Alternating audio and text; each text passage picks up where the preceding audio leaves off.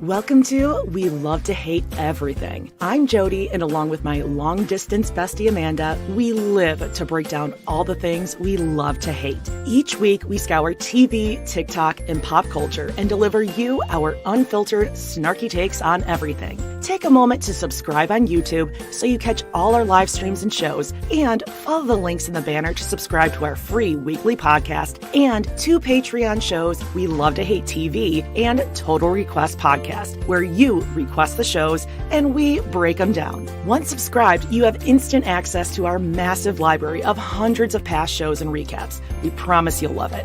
And listen, we're all friends here, so let us hear from you in the comments. We love getting to know you, and we hope you enjoy the show. All right, let's go.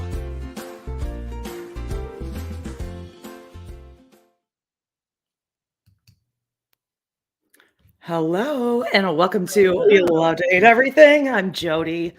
I'm Amanda. We're back, baby. We're back. It's like the episode from House Hunters International when they're in Paris. We're back. We're back. Don't get that reference, babe. But it's been quite the week for both of us, especially Jody, especially this one.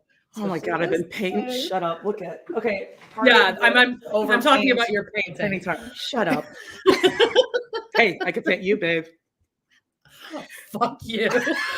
Hey. We're in the first minute. We're going to get this thing taken down. Anyway, hey, everyone. You guys are amazing. Yeah, wow. There's so many people up. Well, I guess it's early in some parts, right? Yeah, it's early for me. I need you to stop doing that. I'm wearing a flannel pants and Latrice is rubbing up against them just back and forth, and it's just static. She's going to start a fire down there. Yeah, I know. Ryan started the fire. Oh my God, what was I? Oh, you know what I started saying to myself yesterday? I went to go pick out tile. Guys, Granite Gate's going to be over pretty soon. Happening. Michael. Come on up then. Come up. So I was singing in my head instead of fire guy, I was going tile guy. Fire guy. No, I get it. Sorry. Okay. Sorry, Latrice is jumping up and I was nervous that she was going to step on my curling iron. Is it unplugged? It's not unplugged, but it's off. Okay. We're good. Okay. Here she is. Well, Here she is. Okay. Happy belated St. Patrick's Day to everybody, Amanda. From 2 Ukrainian Polish girls to the rest of the world, who's probably not as Ukrainian and Polish as we are. What did you do for St. Patrick's Day? I waited in bed pretty much all day for a text from my bebe over here. Shut up. We don't have to get into it. Everyone knows what we're talking about, but it's a work in progress here. I had a rough week. I need to get reconstructive surgery on my butthole, I think, at this point. Because it's just been, but all right, sure. It's just fire. Because it was just a rough week. I had that job interview and the group interview, which was awful. That sounds like an improv class. No, it's not an interview. What is that? It was so stupid and bad, and I knew I wasn't going to get it. And I should have. Now I know what a group interview looks like, so I would at least plan a monologue off the top. But when I'm just left to my own devices to talk for as long as I want about myself, my face looked like an possible. Well, this was not. It was not possible I was getting this job, babe. It's awful. I think I left the entire meeting by being like, just so you know, you look like Emma Stone to one of the girls, because she did look like Emma Stone. That's how I ended my tenure in this group interview. Yeah, but also you do what I do, where if you're unsure if someone likes you, you lay it on thick. Yeah. And I was intimidated by her too. This girl was probably half my age. And I wanted to say, I said this to the group text already because all of you guys were constantly checking in, because I think you all knew it was going to be a shit show and you just wanted the story. No, not a shit show. Just you have really funny stories. So of course, a group interview, you're going to come away with something amazing. Come on. But we all got to write out this questionnaire, which first of all, I love anything that requires me writing, because my writing looks like a Oh no, like a chimpanzee wrote it. Remember well, in you fourth didn't grade? get that from Daphne. Because remember when she sent me that package and it looked like it was very specific, weird writing though.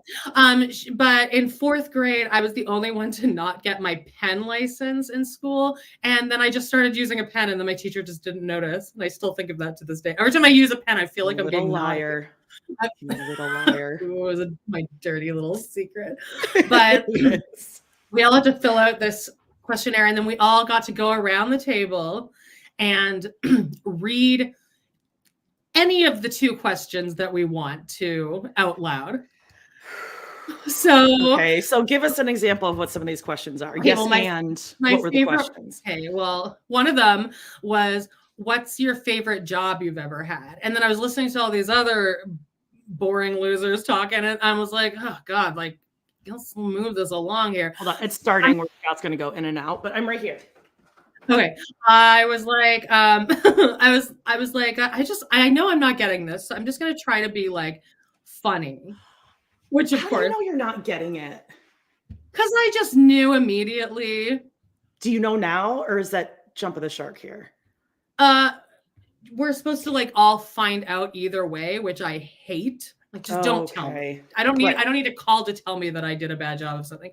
But I talked about my podcast and I said, I actually really love doing my podcast. And then at the end, I thought this was good. I was like, you know what? I've always been really like embarrassed to tell people I have a podcast, but I'm like, you know what? I'm going to embrace it from now on. And then a couple girls do this? laughed. Oh, almost definitely God. I did. But my favorite thing was one of the questions was if you were an animal, okay. What animal do you think you don't are? Like it? No. But then also, what animal do you aspire to be? It's like, I don't. So people are writing down. What did it? Don't fucking throw up Hugo or whatever the hell his name is here, please. Oh, Howie. And it's a girl. Howie's a girl. But Jesus, people were like, I'd be an otter. And then they gave a whole description of why an otter describes them.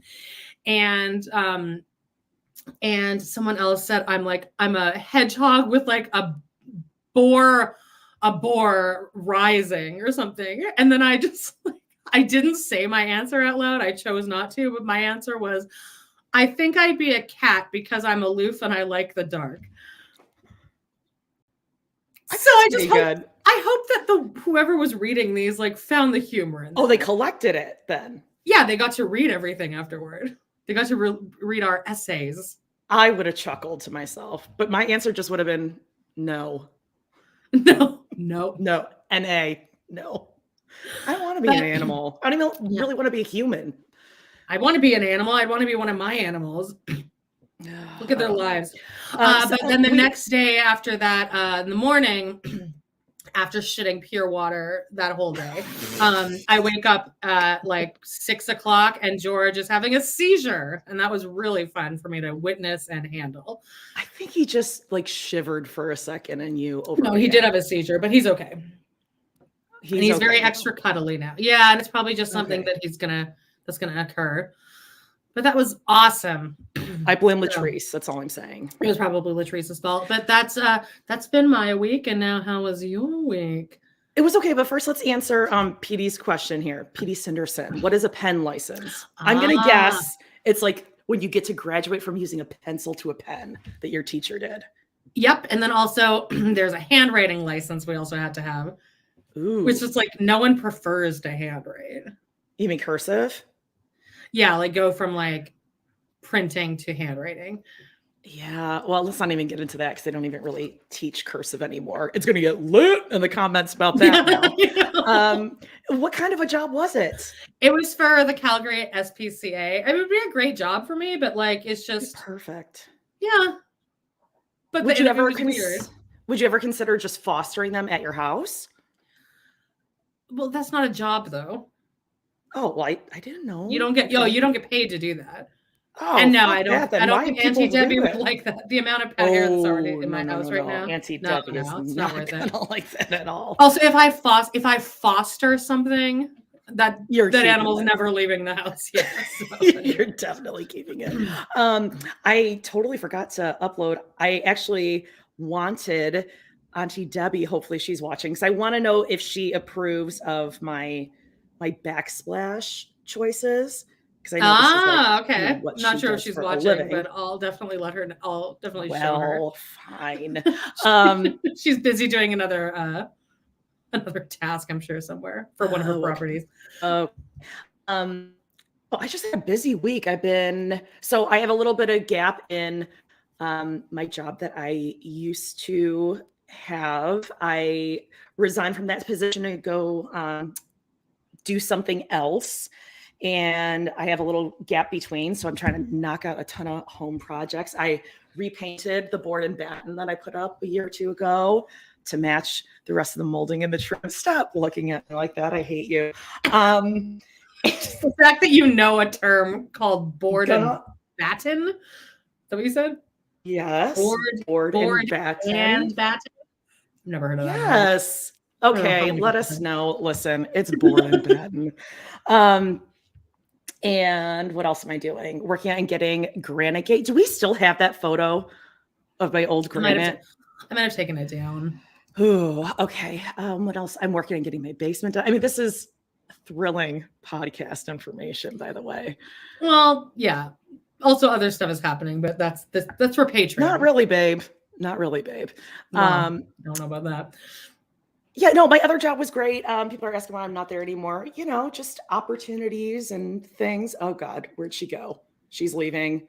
Where'd you go? I just had something in my back tooth, and I just wanted to pick it out, but I didn't want to do it on camera. You can't just cut out like that. But right now, actually, I do want to crowdsource here because, yes, I am in a renovation whirlwind, but I also need to find couches. And the only ones I like, and shut up, you're going to call me bougie, are these ones from Pottery Barn. And I know like there can be a discount and all this kind of crap, but it's still expensive with that. So I need like cream colored couches. You should get two really tall chairs, like that just like almost touch the ceiling. Isn't hers? That would be amazing. Yeah. Actually, I think, don't we still have those photos as a matter of fact? I believe that one's still on there. That'll be that one. Yeah. Right. It's so pretty. Oh, I'm seeing some of these photos that you put up. So, I'm on the hunt for some couches that come in approximately, again, I mean, guys, take notes on this podcast here this week, like 70 inches and then a matching one at 80 inches. Things are happening. Okay, this is exclusively for those of you who are invested in Granite Gate. I don't even know if we saw the photo, but it was bad. It's like the ugliest granite. And now you can agree. You used to call me bougie, and now you see it, and it's real bad, right? No, it's bad. It's really bad. So look at what I'm gonna get. I'm so excited. Okay, so do you see like that top square? That's going to be the countertops. And then the tile, like the subway one on the left is going to be the backsplash. And then that like pattery one is going to go behind the stove, from like behind the stove up to the ceiling. Isn't it pretty, you guys? Okay.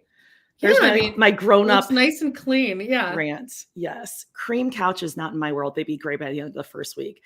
Yeah, I'm trying to get away from the gray. Because right now everything is gray. Yeah, everything in my house is gray. I just feel like the energy of just went. Well, can I open my birthday presents from you? Yeah. And to be honest, I totally forgot what I got you. So this is going to be just as exciting for me because I think I sent it forever ago. My birthday's on Thursday. I'm turning 40, and you can probably tell by the fact that I had to just groan to lean over. There's this. And then there's a box. Oh, wait. I remember what I got you now. Okay. Totally remember. Do the box first. Okay. Latrice, what's it gonna be? You guys are so funny. These comments. I'm dying. Shit. I didn't come prepared, babe. Oh, just tear her into it. Take one of Latrice's teeth and just like... Amanda, you can kind of address this in... look at the comment. You can address this more than I can because I have a kid home. Sort of. Okay, well, I was sensing that you didn't want to talk about it, but everyone is tuning in to hear about it. All I will say is that I waited all night for a update, and then wait, let's do gifts first. Gifts first. At about 11:30 p.m., I get a call, and I screamed so loud that Latrice ran into the closet door. It was like this loud scream and then crash, which was the best part of the night for me. Latrice getting hurt. Okay, but it's good. We'll talk about it on the Patreon. What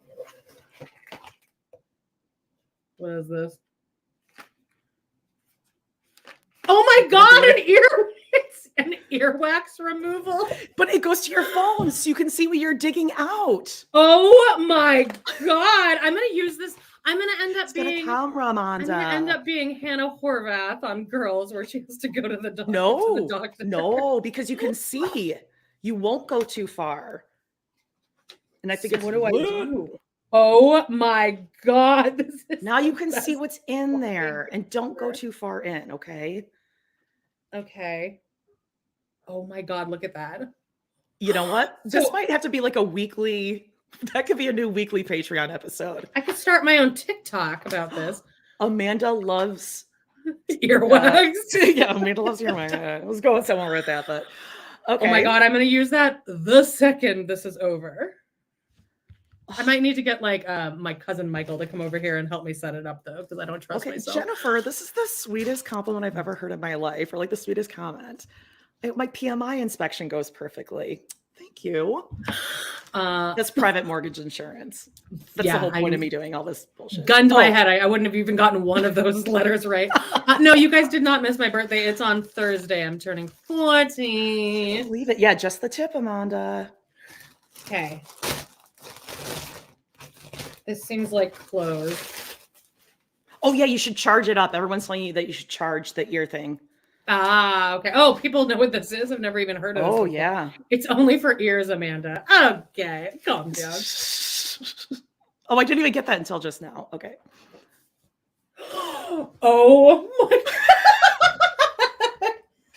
It's a costume. It's not like it's usable too, Amanda. Of course, it doesn't fit over my fucking head. Shut up. All right, here we go. It's a Janelle apron. It's a Janelle apron. I'm surprised they actually sell these. Surprised they actually sell these. Oh, this is amazing. You look like her. You really do right now.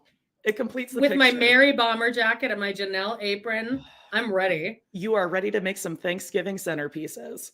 These are great presents, babe. Okay, yay. Okay, I can't wait to hear about this ear thing. I wonder if you got something. I'm sure I'll send you pictures. I still regret not sending you a picture of my first poop after my surgery. After 11 days. I should have at least taken a picture of it. It was so like shocking. Okay. All right, what we got going up next week? Oh, well, I guess we should mention what we got coming up this week, right? I mean, we were super excited. We just jumped right in.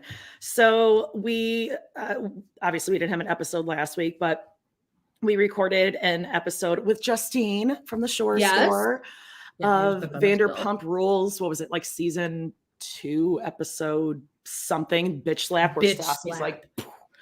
It's not a slap. It's not a slap. It was like a backhand punch. Yeah, I don't know if I'm on Stassi's side here. I mean, she's horrible. Yeah, we don't know enough about it, I don't think. Yeah, that's true. I mean, we loved, what was her name? Katie? Hey guys. The one with the horrible blonde hair. Oh, yeah. I mean, they're all the same. Yeah, they're all awful. Actually, I'm wearing the same t-shirt as every guy in that episode, except it has to be white. A deep with 3 buttons on the side. Douchey white, little buttons and a necklace. And then what else? We are going to do the pilot for Gossip Girl. Never seen it. Have you? Never seen it. No, never seen it. That's going to be a good one. And then we also did an episode of Sister Wives, like the Sister Wives Family Tells All, one of those question and answer episodes. Yeah, like polygamous questions explained or something like that. It's stupid, but it was fun. Yeah, doesn't Kody say something like, oh, I want your cookie or something like that. Remember, he made some gross. It's a blur. And Hunter was like, did a Jim from The Office to the camera, like. And then he told McKelty, if I can see my daughter's cleavage, it's demoralizing. It's gross. Cool. You're disgusting. Yeah. And then coming up this week, A Wife Decides. That is Meri deciding whether she's going to take Robyn's offer for surrogacy. Except it's not really her deciding, because Kody's the one that ultimately decides. Well, I think Meri actually decided 10, 15 years ago, but she just likes dangling that over everyone's head. Yeah. So she can get that wet bar. What else? Smash that like. Get us those ratings, guys. All you have to do is hit subscribe and smash that like. That's right. That's all you need to do. So, I love this. Everyone's talking about the bitch slap in the comments. Kristen deserved the slap. Sure, she absolutely deserved it, but Stassi's pretty terrible too. All right, I'm just looking at. I just wanted to let's just throw this in here really quickly. Yeah.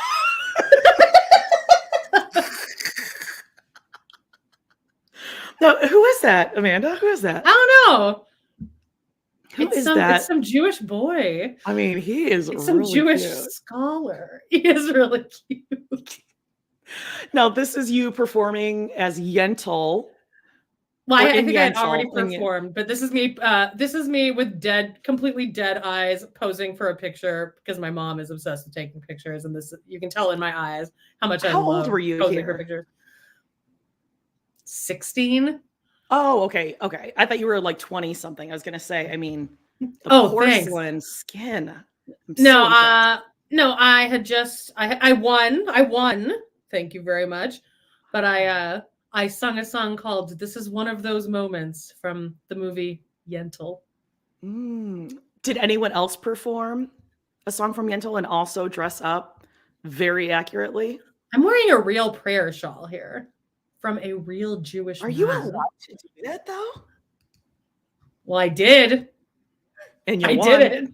And I won. So okay. Nothing else matters. But we talked about that on our Paul T. Goldman episode of on Total Request Pod.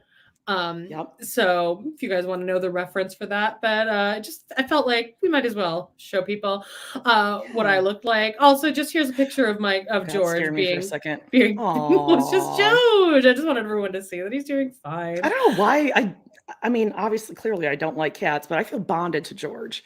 Yeah, I don't know because he's aloof. Also, it was St. Patrick's Day this week, so Howie went out on a little walk. I'm not even wearing a little. She's dressed up as a leprechaun, Geordie. I was hoping you'd notice that last night I went in and I deleted all the Howie pictures from. Oh no, I got in there after you though because you passed out. I'm not like someone just freaking boil it or step on it or kick it or something. Oh my god, that's mean. I don't even really like animals, and that's mean to keep it alive. So why is this in here? Oh, okay. So that's kind of what I felt like when I called you this weekend. And okay, so everyone put that together in your head. We did a show. Another mild update. We did a show. We did a show. Yeah. Okay. I must have done that after a cocktail last night because I totally forgot. Because I saw that last night and I was like, huh.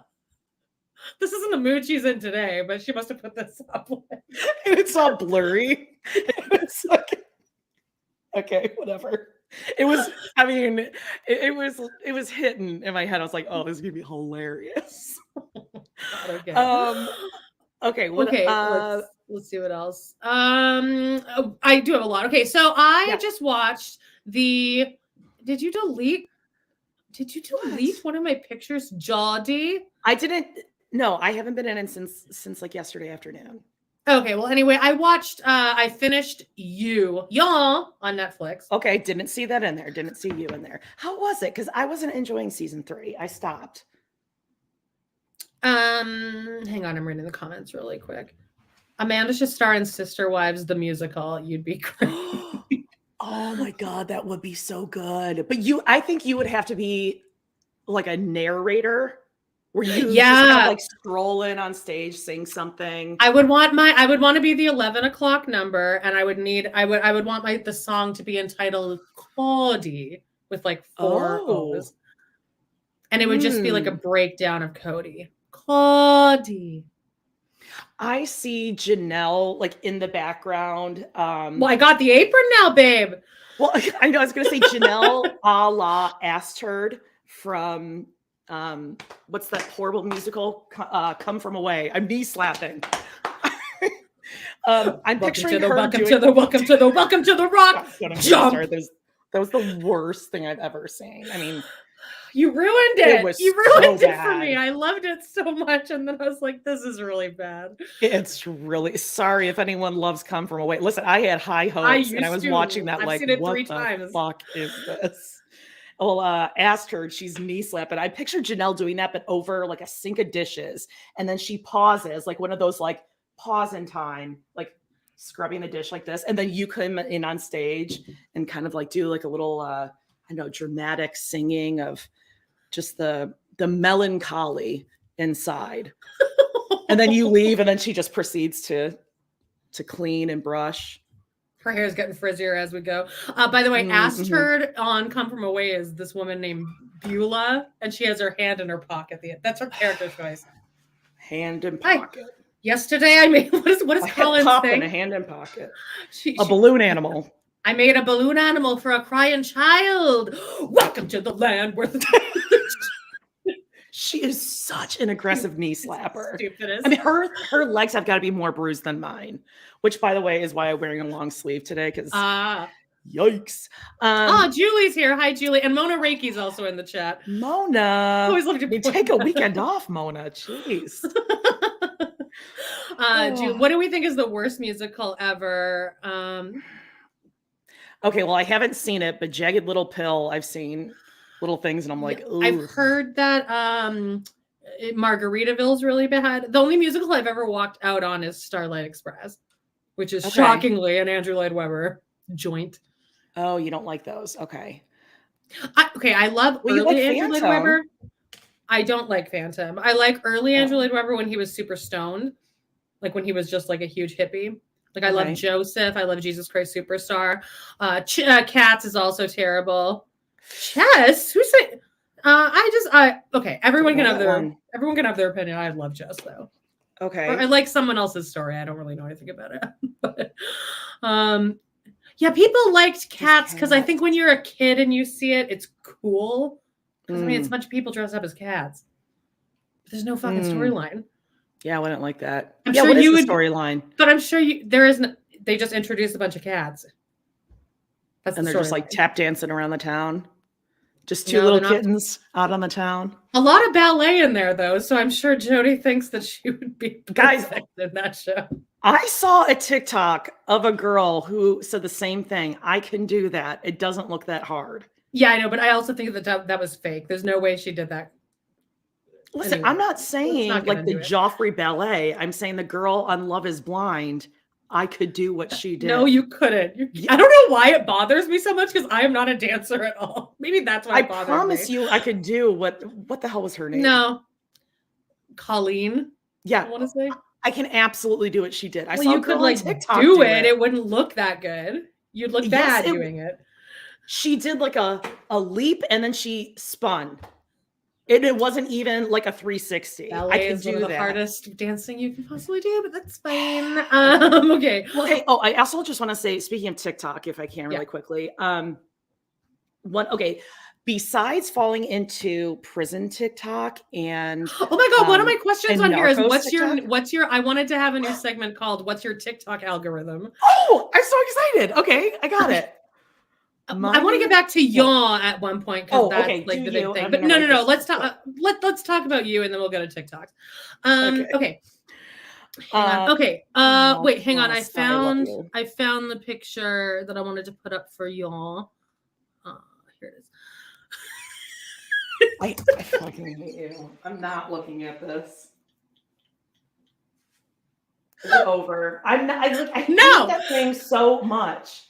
she's eating cheese, and she's wearing a little Kermit the Frog hat. It was crocheted by a fan Amanda.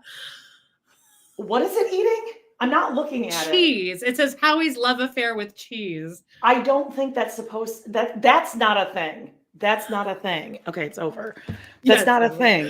Okay. I don't think sea life is supposed to be eating cheese. I hope it kills it. I hope Howie dies. Put it out of its misery. What a thing, you guys. Come on. How dare you? It's mean. My new TikTok obsession is Gizzy, the little chihuahua that you hate for some reason. Well, where it has a little neck brace. It's getting surgery. It raised like $16,000 in like an hour for that surgery. Okay, well, Scout, I'm getting you a neck brace because Mama needs to get the basement done next. Okay, let's talk about you really quickly. I gotta go to Jewel and get some crab legs or something, and I'm gonna start dressing it up, and then I can get money. This is so stupid. Okay, it has like a million followers, babe. More followers than we have. What are we doing? Yeah. Okay, so I watched it. I was also in a really bad place this week because the weed that I bought on the vape pen, too strong. I ended up just getting rid of it because it was making me just like way too fucked up. So, okay. But I tried to watch the first episode of the second half, and I could barely really focus on it. But then there was like a plot twist like halfway through, and I was like, oh, okay. And it was kind of, I don't want to spoil anything because it is very new, but like the plot twist is basically the plot of an Oscar award winning movie from like 1998, maybe, about a crazy person. Just put that together how you will. And then the way it ended, I was like, okay. Oh, and the last episode, either the penultimate or the last one, was literally like thinking the audience was stupid. Cause like, I feel like it would have been more fun if I could have pieced this together in my head by rewatching it. That would have been the smart thing. Like by like going to the end and then me being like, oh shit. And then going back and rewatching everything now knowing what I know. But the last couple episodes was just a voiceover of him being like, so here's what I did. It was just like a Bond villain type thing. I'm like, okay, so what? There's no point to it. It was just like him explaining what happened and then showing us what happened. Can we put a spoiler here? Can we put a spoiler here? Well, we're live though. It's hard to do that though. Okay, well tell me off air what ends up happening. But I did watch the first couple episodes and it didn't grab me like the rest of the seasons. Yeah, he's in England. I don't know. I think the best season was season 3. But I thought that was season 3 that we watched. Can you still hear me? Because my mic went off. Yep, I can hear you. Okay, my sound might have changed, but it's back now. Anyway, did anyone else watch? Y'all? Did anyone else like it? Yes, I was talking about Juicy Body Goddess. Yep. Yeah, she is great. I saw a couple girls shopping for prom. I love that YouTube or that TikTok. I did see a couple people a few weeks ago saying the same thing, that season 3 just didn't have the. I love season 3. What was this, season 4? This was season 4. Previous seasons. Okay, previous seasons. Who's your favorite girlfriend of Joe's? Like, who's your favorite like female? Oh, Love. Yeah, she's good. She's got such an expressive face. Yeah. Yeah. She reminds me of Piper Parabo. Okay. Wow. Wow. All right, let's go to TikTok algorithms here. And then I want to talk about the Oscars really quickly, and we'll touch on that. Oh, we will. A Date with Dateline. Kimberly. Oh my God, I just binged like 8 of your episodes the other day. Yeah, Kimberly, were your ears ringing because we were talking about you last night in a good way? All good. Hey, Date with Dateline's going to be doing some live streaming too, so go, check them out. Yeah, we should go on their podcast and be guests, and then Oh, Kimberly would never. People will love it. No, because we're so well received by other podcasts when we guest. Surviving Sister Wives. I don't think their fans liked that 69 talk, babe. Well, our fans did because our fans are trash. Okay, sorry. Okay, so TikTok, we're talking about what is your algorithm showing you, and let us know in the comments too, because I'm curious. I mean, it's crazy where it brings you. So I was in smuggled cell phone into prison TikTok, which was one of my favorites. I mean, those guys can get it. I just gotta say. And then I was also every once in a while I'll fall into the digging of underground tunnels, like the Narcos, which is amazing. But it's wild. Like they'll have tens of thousands of views. I don't get it. Like, aren't they getting caught? But I guess who wants to go catch them? Because then you're in trouble. And okay, I'm not even getting into like border patrol stuff because remember the hate I got over that one. Sorry, because Jody's on the side of the law.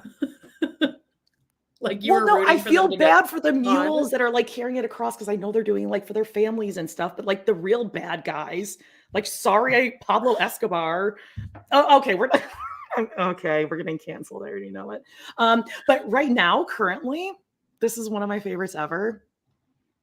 Rumspringa TikTok, and it is something. Gosh, it's so good. Everyone's getting wasted, and everyone's name is like Mose, and they still have the Amish haircut, but they're like getting down, and they're still wearing all their clothes, and they're like in the barn, they're getting drunk, and it might be like pre-Rumspringa, because then there's actual Rumspringa where they're wearing like the Western modern clothes.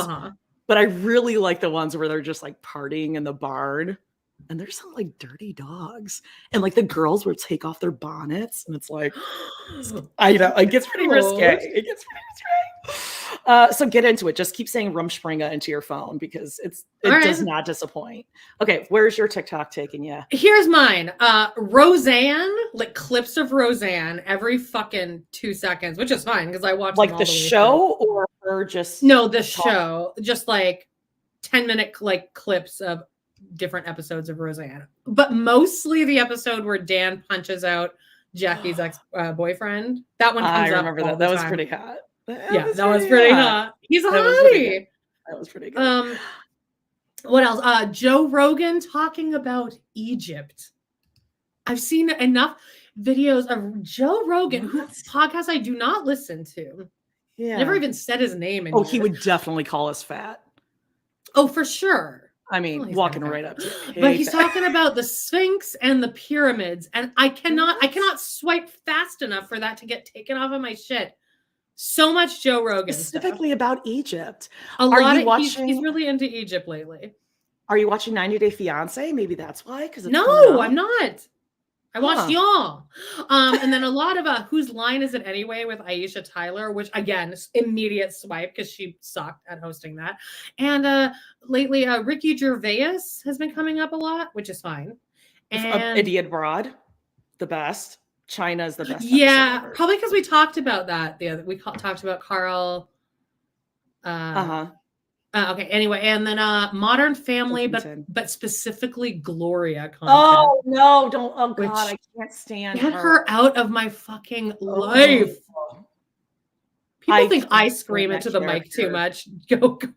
Who would you rather? And she really. I mean, you watch from the pilot or season 1, episode 2 to later seasons, and that her accent gets stronger. But like ridiculously over the top. It's. I can't take it. And do you know that she was the highest earning actress on TV? Yeah. I already had Justine up. Hey, Justine. Oh, sorry. Hi, we talked about you earlier. No, that's okay. You just weren't paying attention to me. I mean, I was looking at my notes, my preparation for our episode. Let's talk about really quickly about the Oscars. Wait, I was just going to say, I think Whose Line Is It Anyway came up because of that group interview, that improv. That's actually possible because they didn't really start happening until a couple days ago. God. That's it. Oh no, what is this? Jody, now you got to put up Gloria clips whenever. Yeah, exactly. Yeah, but that's torturing Jody just as much as it's torturing me. That's true. Lorianne, I'm with you. Idiot Abroad, Great Wall of China episode. Hands down the funniest. I mean, probably honestly the funniest 45 to 60 minutes ever. Yes, but it was really hard because every moment of it is so funny and you have to see him. That was before we did watch-alongs. So now we do a lot of Yeah. watch-alongs, which work better. I also wrote down Donald Trump House of Wings because I think I watched that last night, stoned out of my mind, and just wanted everyone to know that that's one of my favorite SNL sketches. It's funny. It's back when he was charming, and it is so funny. It's one of the most charmingly funny sketches on SNL. And it's just kind of a disaster, but everyone in it is funny. Do you know what I'm talking about? Like, do you know this sketch? If you want blue cheese, it'll be $1 extra. Donald Trump's House of Wings. DLO didn't laugh once. Nope. Okay. Well, nope. He was likable back then. Okay. Anyway, God, you guys, these are our people. Can I just say, everyone talking about this Idiot Abroad China episode, I love every single one of you. Oh my God, Jody, an Idiot Abroad. Yes, when he's watching the driver eat the egg. It's so good. It's so good. He's just all of us. Please go watch it, everyone. Let his face show exactly what he's thinking. It's so good. Okay, the Oscars. What do we think of the Oscars? I watched it with Daphne and Ron. We made crab dip. I made some meatballs and lemon meringue pie. I took a screenshot of the text that you sent me because hands down, that was the funniest text I don't even remember in my life. And I will never delete it. Okay, hold on. I'm going to pull it up. So, well, fill everyone in on the Oscars here, how that went down. It was actually good. It was pretty uneventful, but like we were all hoping for another slap moment. So, but there was a woman with this white what would you even call this? It was like a part of the dress, not a shawl. It was very avant-garde. Yeah. And it was a bold move to wear that. And the second I saw it, I'm like, my mom's gonna comment on that. And like this, and she goes, "Oh, I'd hate to be sitting behind that woman, huh?" Okay. So, yeah, she got roasted on Twitter. I was looking at that. Yeah, well, I'm glad you did because that was insane. Gall. My favorite moment of the Oscars was when Lenny Kravitz, what was he singing the in memoriam? I was kind of in and out. And I was like, remember? And I said to my mom and Ron, like, you remember when Lenny Kravitz split his pants on stage and his like balls like came out? And my mom's like, no. And I'm like, do you want to see? And she's like, no. Yeah. But I pulled up the picture. She's like, Amanda, you're never gonna find this. She's like, don't go to like a porn site to find that. I was like, found it. I found it in 10 seconds. Immediately. You just have to type in Lenny Kravitz penis and then go to images. Well, I didn't see it as quickly as you did. I don't know how you... It was like a needle in a haystack. Well, I showed it to my mom, and then she showed it to Ron, and she's like, "Wow, Ron, that's impressive. Don't you just wish, Ron?" Jesus Christ! But I can't believe Daphne's looking at peepees. Oh, she's fun. She can be fun. Wow, everyone's talking about how you ate Howie. I support that. I guess I did. I guess I technically did. Yeah. No. Okay. So how did Howie sit with you after watching the Oscars? Oh, I had diarrhea all night, of course. I mean, come on. Okay, so the text that you sent me. Oh God. I don't even know what this is. Okay, you said, currently I'm shitting my brains out while my mom and Ron had the Oscars paused. Oh, that's right. Yeah. So you went to the bathroom, they paused it. I went upstairs. I hobbled my way all the way up their stairs. Because I didn't want, because the other bathroom's right behind the TV, Amanda. Oh my God. And I was like, oh God, I love this. They're listening to make sure you don't make a mess, Amanda. Daphne's like, oh, Ron, I bet she's going to make a mess in there. She like knocking on the door with an extra roll of toilet paper. Amanda, don't use those towels. No, it was just dead silence downstairs. And I'm just like shitting water upstairs in my guest room. So then you said, I'm staying overnight. I was too afraid I'd shit my pants between here and home. We agreed I need to bring a set of pajamas and clothes to leave at Daphne's. Yeah. So there was a whole discussion about bringing a change of clothes. Well, not because of the shit, but in case I have to stay over. Oh, okay. I took it as like in my case mom is you well had like aware a potty of my emergency. IBS. Okay. Oh my God. How about John Travolta? I was hearing some things about John Travolta. I'm not really sure what. I don't know. I mean, his best moment at the Oscars is Adele Dazeem. Yeah, Adele Dazeem. I mean, let us not forget. What are you looking at, babe? Nothing. I'm just texting someone. Is it a man? It's definitely not a man. Anything else? No. Do you want to get into sister wives? Yeah, well, hold on. I have party questions. I'll just pick one. How about party this? questions? Yeah, sure. Great. You want more of a fun one or more of a thinker? Fun. Okay, fun one. You're in the castle when the spell that transformed the beast's castle is cast. What object do you become? I want to be able to eat. I think so. You need to be like a dish. No, I got it. A wine decanter. Ooh, that's a good one. Like a red one? Just a wine decanter so that, like, because I miss drinking so much. Yeah. Oh, TT, thank you. Hi, TT. Oh, I hope you're doing okay. Oh, we love you. Oh my gosh, you're so sweet. A cheese grater. Sorry, these comments are great. Object of desire. Yeah, everyone wants to know who Amanda's texting. I think I would go with. I was gonna find out in a second. Like, I kind of want to go with a feather duster because it'd be like, I need to be like something like skinny and like, so cute. Like I'm so tiny. Oh, yeah. What about like a little like a after dinner aperitif or whatever, like that little like I'm so cute little wine glass, because then we could be together. Yeah, we could live on the shelf together. Like a set. Yeah. All the other glasses and decanters would hate us. Oh, like, because like we're like on like the high shelf, like no one can touch us because we're too good. Like look at those suckers down there. I think we're more like the Romeo and Michelle of the Beast House, where it's like yeah, but listen, who came out on top at the end of that one? Well, that's one of my favorite, like, and I'm not going to quote it correctly, but just when they're talking, and I think it's Phoebe that says, like, you know, like we might have been nerds, but like I had a blast in high school. So that's all that matters, right? Did you have a blast in high school though? I did. I did pretty good. You went to that high school. You didn't have to do. There was no classes or anything. You guys just like walked around and. Yeah, exactly.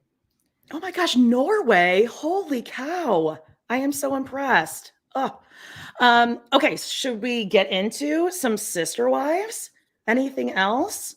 Yeah. There's something that's supposed to be happening that's not working right now, but we'll get it. We'll get it figured out. Okay.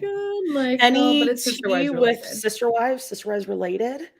I know there's talk of Robyn and Kody and cousin niece Mindy and the precious little tender babies. They were out and about. Kody was wearing the necklace from Titanic with his hair pulled back. He definitely was. I almost put that in here, but then I felt weird like posting pictures of the kids because people care about that kind of stuff. I guess they post the kids, right? Like, why are they too tender to talk about? They post them. That nanny's looking good these days.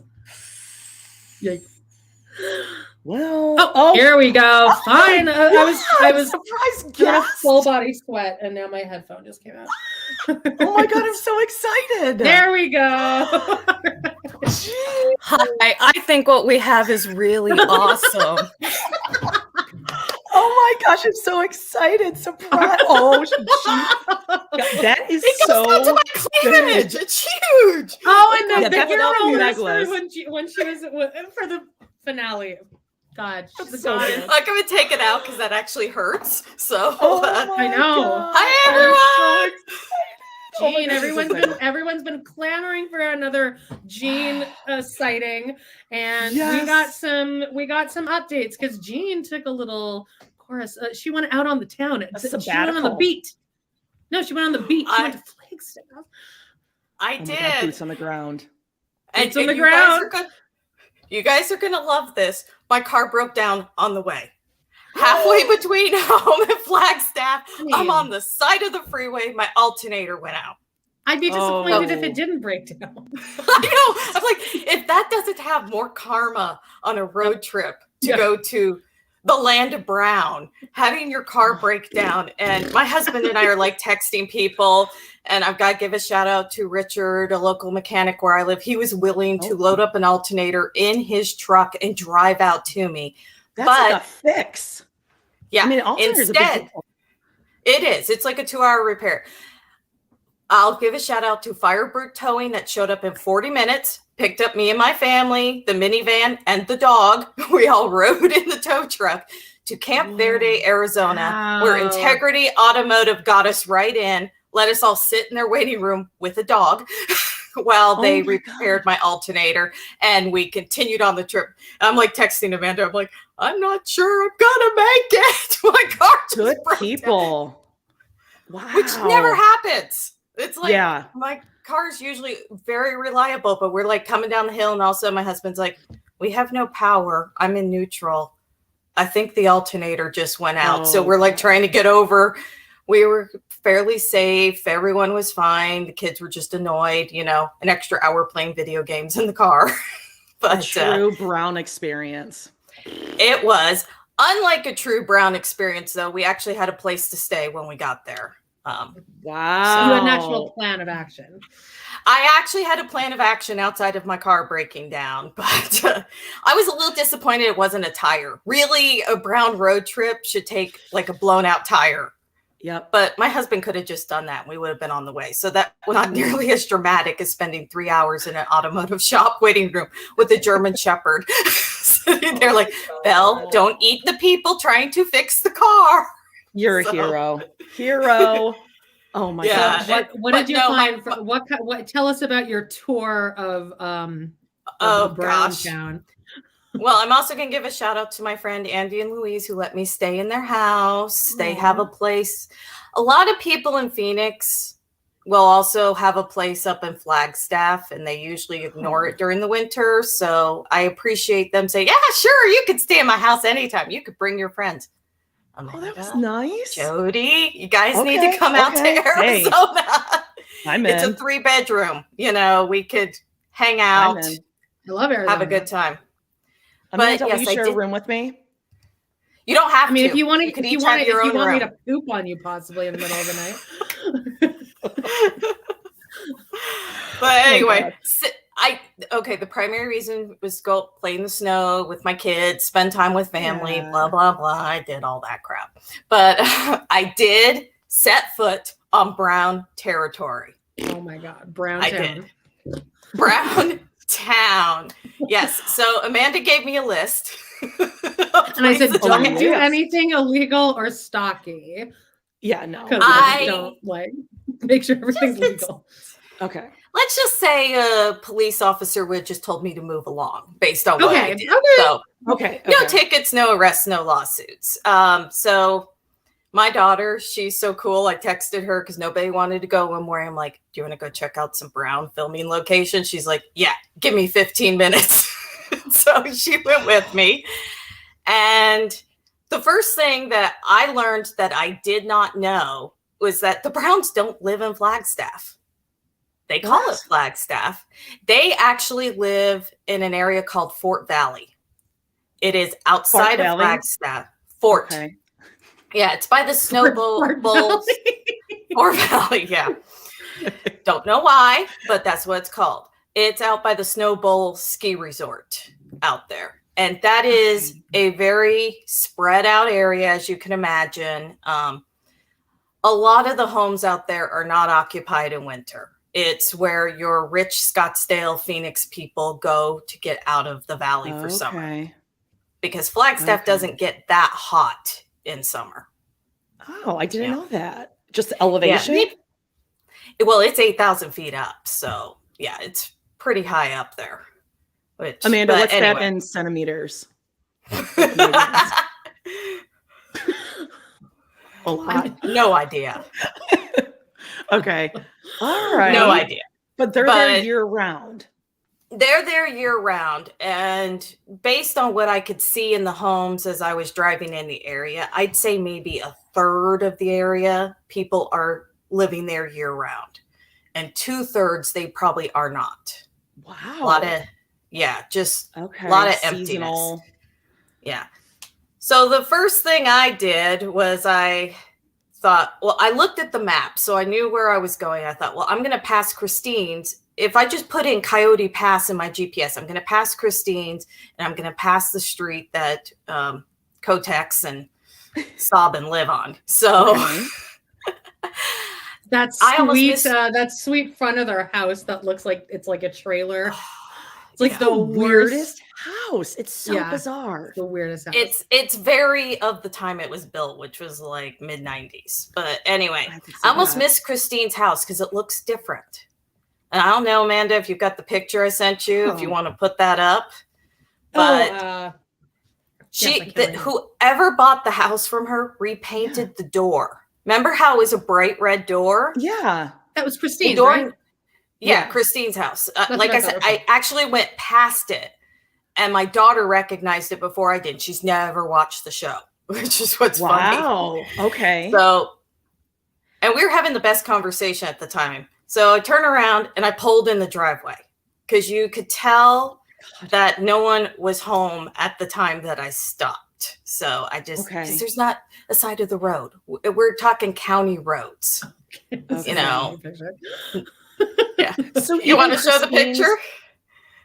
I'm putting it up right now. So Christine's neighborhood, that too is also kind of like a seasonal, like maybe a few people are there year round. Area. Otherwise, it's just kind of quiet.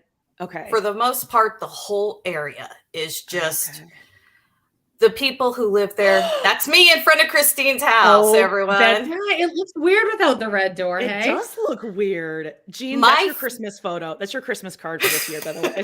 My feet have touched where the Browns' feet have touched. I realized after I left, I go, my feet have been in the same place. Cody's feet, Robyn's feet, Gwen's feet. Yeah. Have dates. I think that's where she said it. Yep. I wanted to go around back, but I did not really want to cause trouble. Amanda told me that I couldn't admit to anything illegal if I did this. She didn't tell me not to do anything illegal. She said, just don't admit to anything illegal. I stayed in the driveway. Talk about it. Yeah, I stayed in the driveway. I went up to the garage. I thought, this is where the boxes were. Yeah. This is where Kody booked. Cody's snowblower. Yeah. Well, and clearly a struggled with that snowblower. Yeah. And frankly, if a snowblower had been used, I probably could have gone around back, but there was about 4 feet of snow. You know, the driveway and up to the front of the house, that was all plowed, but not around the back of the house. So okay. I stood in the driveway for a minute, and my daughter, it was so funny because we were talking and I was telling her a bit about Kody's COVID protocols. I was explaining what was so fascinating about it. And she goes, well, weren't they vaccinated? I go, well, no, they don't actually seem to believe in most of the vaccinations that you've gotten, honey. And she goes, wow, I knew some of them were dumb, but that's just really stupid. Gwen went in pretty hard this week on her most recent, I think it was posted yesterday, her most recent, it was finally the Gabe crying episode. And she was pissed. And she said a few times, like, well, maybe if you were fucking vaccinated. Right. Exactly. Again, no opinions. I don't care. No, but they were all like, oh, the CDC protocols except this one thing. That's why there's the hypocrisy of it. Yeah, except for the big thing that they mentioned, you know, but whatever. So after being on the hollow ground, that was the castle of Christine, and I think they've repainted the whole house because it frankly just looked different to me. It looked darker in color. It doesn't look like Christine anymore. I think they were probably tired of people showing up in the driveway taking photos in front of the house. That's a good point. That's a good point. That's a really good point, actually. I think I saw a sign that said Ace and Caitlin go away, you know, stuff like that. Not touching that. So My daughter and I, we get back in the car and we start heading towards Coyote Pass. Now, I love to research online, but what I failed to research is that it is dirt roads after a certain point. So keep in mind, I'm in a minivan that had broken down the day before. Oh, no. And we had a lot of snow, and I start getting on these dirt roads, and you see tons of signs that say private property, no trespassing, private road, no trespassing. And I'm going a little ways, and I get to like a gate, and the gate was open. And I thought, do I go? And then I'm looking at the condition of the road. It's an invitation, really. It would be. And if we had been in our SUV, I would have gone. But being in a minivan, I just had a feeling I was going to get stuck and I was going to have to call Firebird Towing again. So I thought, I don't want to get stuck. And that's when a gentleman walked up to me and asked if he could help me. And I'm not supposed to reveal his name, but for the sake of this, we're going to call him Michael. So Michael said, can I help you? And I said, oh, I was just driving around. He goes, sister wives, huh? And I went, yeah, but I saw like the no trespassing sign. So I thought I'd stop. He goes, we'd really appreciate that because a lot of people show up and try to go here. I'm like, oh, okay. Well, I don't want to disturb anyone. I was just curious. You know, they keep blasting the street name all over their show. And he's like, yeah, we hate that. And so what he told me is, this isn't Kody. This isn't Kody. No, it is not Kody. Okay. If it was Kody, I would have told him. I just didn't breathe for that entire time. I was like feeling weak in the knees. If it was Kody, I would have had a picture with Kody. I would have had like this. Yes, I would have like, let's do peace sign, dude. I would have put on, I had my necklace with me. I wasn't wearing it, but I had it just in case. Cody would have made best friends with your husband. He'd be like, we're bros, best friends, bros. Oh, my husband was back at the, my husband would have no interest in Kody. But anyway, so Michael was very nice. He helped me turn around because it wasn't really an easy area. You know, I couldn't just like turn a circle. I had to do like a 6-point turn to get out of there. And which is always fun when someone's watching you. Hey, you're like, I got it. I'm like, we'll do it again. Come on, one more time. So I'm talking to him about the show, and I'm like, oh, so what do you think of them? And he goes, well, they're nice. He goes, Kody and Robyn, they're nice. She's not very friendly, but they're polite, nice. And he did not. I've ever heard. Yeah, he did not ever meet Christine, but he's met Janelle and Gabe and Garrison. And so he's like, oh, everybody loves Janelle. Janelle is the sweetest. She's jolly. She's jolly. Janelle. And he goes, yeah, she's living in an apartment just as you get to Flagstaff. And he tells me where this apartment complex is. Now, I'm not going to reveal it because he says they're all very protective of Janelle. Like, Janelle is just cool to all of them. That. Right. And so I'm like, okay. But I did wave as I went past that as I went back into Flagstaff. And it looked like a very nice apartment. But anyway. I think this neighbor likes the tea. This neighbor really it gets better. It gets better, Jody. Okay. And I gave Amanda a preview. So I asked him a question because I said, as I'm driving out to where I was within a half mile of Coyote Pass, just so you know. I was so close when I decided I better turn around. I'll go back this summer. I'm not. You're giving so up. close. You could smell the. Well, they'll have lost ownership of it.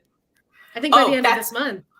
As soon as it's listed for sale, I'm going back and pretending I want to buy it. I think March, the end of March was their deadline too. So we're getting there. Fashion show at lunch. You gotta go. Yeah. So anyway, I am getting ready to go back. I said, well, I want to ask you something. I noticed all these cool landmarks and places as I was driving out there, like a really cool looking museum. They have this train out on display, all these places. And I said to this guy, I'm kind of sad that they haven't shown these really cool places in Flagstaff that I know. Because I go to Flagstaff quite a bit. I'm like, there's all these cool local businesses. There's these cool parks, these cool locations. He says, well, you know why that is, don't you? And go on. He goes, because Flagstaff and the county won't issue a lot of filming permits for the show. Goes, they're so pissed that they're there, and they're bringing. Arizona hates polygamy. Arizona has a lot of polygamists. Like a lot of the FLDS are within the state of Arizona. So Arizona has been impacted a lot by polygamy. And so they're less friendly than Utah, in my opinion. I've lived in Utah and Arizona, and I can tell you people in Arizona are almost less tolerant than people in Utah. Sorry, Kody, but it's true. Yeah, that's interesting because his whole thing was like, no, we'll go to Arizona. And that's just because it's legal in Arizona, but Arizona, like they had to take the brunt of all these polygamists moving over to them. So now they're Arizona and Texas were the ones that, like, when FLDS places were raided, they were left with hundreds of kids to try to figure out how to take care of. So the whole reason why they don't necessarily make it illegal is because they don't have the resources to put 300 kids in foster care in a day. So anyway, I know that's a bummer, but he goes, the city of Flagstaff doesn't like to give them filming permits. A lot of the local businesses don't want to touch them. Well, Fat Olives is they're raking in the dough, though. I feel like if I went to Flagstaff, I'd go right to Fat Olives. Yeah, and I did go to Fat Olives twice. But oh my god, order a water and 7,000 lemons. Yeah, I thought about it, but my husband would have looked at me like, "What are you doing?" So I didn't do. And my waiter said that on her live too when she was watching, because this was the episode where they go to Fat Olives and Janelle's in her trusty Janelle. Yes, I trusted Janelle over here. Don't worry. Yeah, and Gwen was like, "Oh my god, my dad with his frickin' lemons." She's like, she said he'll order a hot water and a cold water and mix them together and then squeeze lemons in it. Which, speaking from every waitress in the world, fuck you, dude. That's like a whole thing I have to do now, where I can just pour you a Diet Pepsi. God, it sucks. Continue. But anyway, so basically Michael's like, a lot of places, they don't want them filming there. And I thought it was just because of COVID. And he goes, well, they moved out here 2 years before COVID. He goes, but nobody really wants to be, Flagstaff doesn't really want to be associated with the show, and so they're kind of interesting because it seems like they would get a lot of like tourism money. But they already do. That's the thing. Flagstaff has NAU, Northern Arizona University, and then I live not far from the Interstate 17. That backs up every damn weekend with people from Phoenix Valley. Not Amanda. But no, I never have that problem. I love that problem. But I'll get traffic from the freeway coming up to my neighborhood because it's like the freeway is stopped. There's an accident. There's all these people stopped on the freeway because everyone drives up there and they get in an accident on the way. So they get a lot of money from, in the winter, people in Phoenix go up to play in the snow for the day.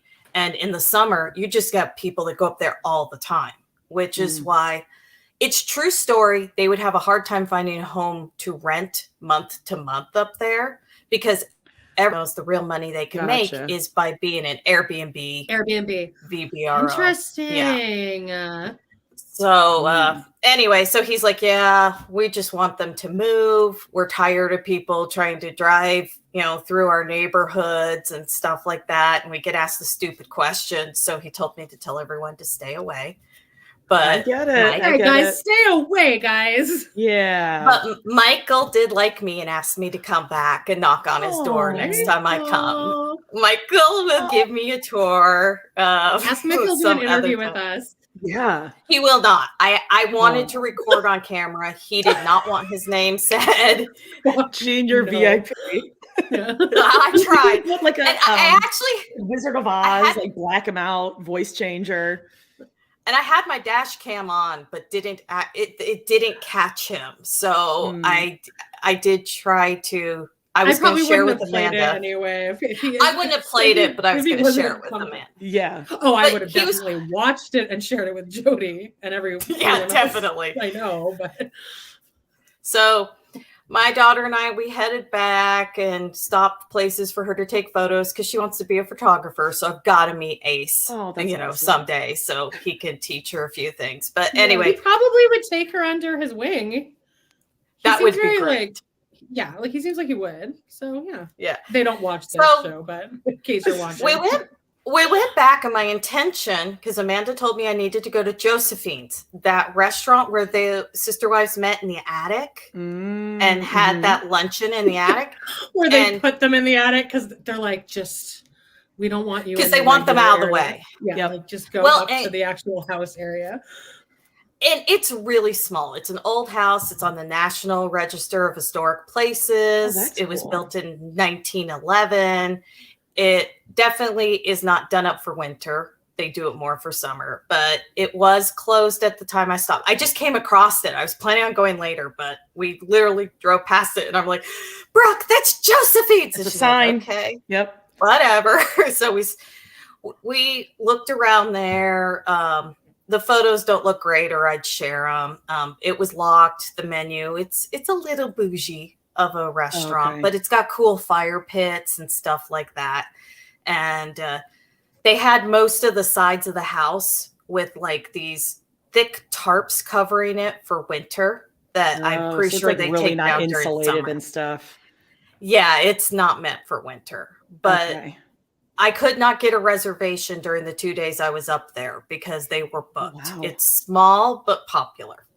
So we did stop there. And then I noticed Flagstaff High School was literally behind Josephine's. So I did stop, and I thought, this is where the Brown children matriculated when COVID wasn't happening. I'm like, wow, I'm stepping on ground where Gwen had stepped and Gabe had stepped and Aurora. The graduation parade, the car parade. Yeah. Yep. So we checked that out. And then that night, my husband and I went to go to Fat Olives. And that place is insane. It is off Route 66, if you guys are familiar with the historic Route 66. It's an Italian pizzeria, fire pizza kind of place where they have the big pizza oven that they just shove it in the brick oven. Yum, it's good pizza. I've got some leftovers in my fridge. But we went there. They've got great pastas, stuff like that. They think very highly of themselves there. They do. They think they're an amazing place because Guy Fieri's eat there, and it's I thought so. We looked at the menu, and so did Cara Berry on her own podcast. We all checked out the menu to figure out what they were all eating. Okay. And my terrible waiter felt the need to tell us that, as if we're going to be like, now we really want to eat. We weren't gonna really eat before we got here, but it's weird because I didn't see any patio as we were going into the restaurant, and I'm like, well, I know Janelle and Kody filmed on a patio. The building is actually kind of a U shape, and so the patio is in the middle of this U behind this door. So I was in the main part of the restaurant. The other upward part of the U is the private chef's room, which is where they had that dinner when they moved to Flagstaff, and the parents were all talking about. That's where that was filmed. So I saw the patio. The episode where Christine said, "I feel like everyone hates me," and then Robyn made it about her. Of course, because it's about Robyn. Well, yeah, everything's Christine's fault, but about Robyn. Yeah. That's a lie. So, that's a lie. In Vegas. In Vegas. You went on dates. Everything was great. You're really, really happy. So I did check out the patio. They have all the chairs up, but I did kind of touch the chairs. Kody probably touched one of these. Just to know that you did it. I did go wash my hands instantly after, just in case, So they definitely push them out there. They're like, you go to the patio. But it's really where the waiters smoke cigarettes on break.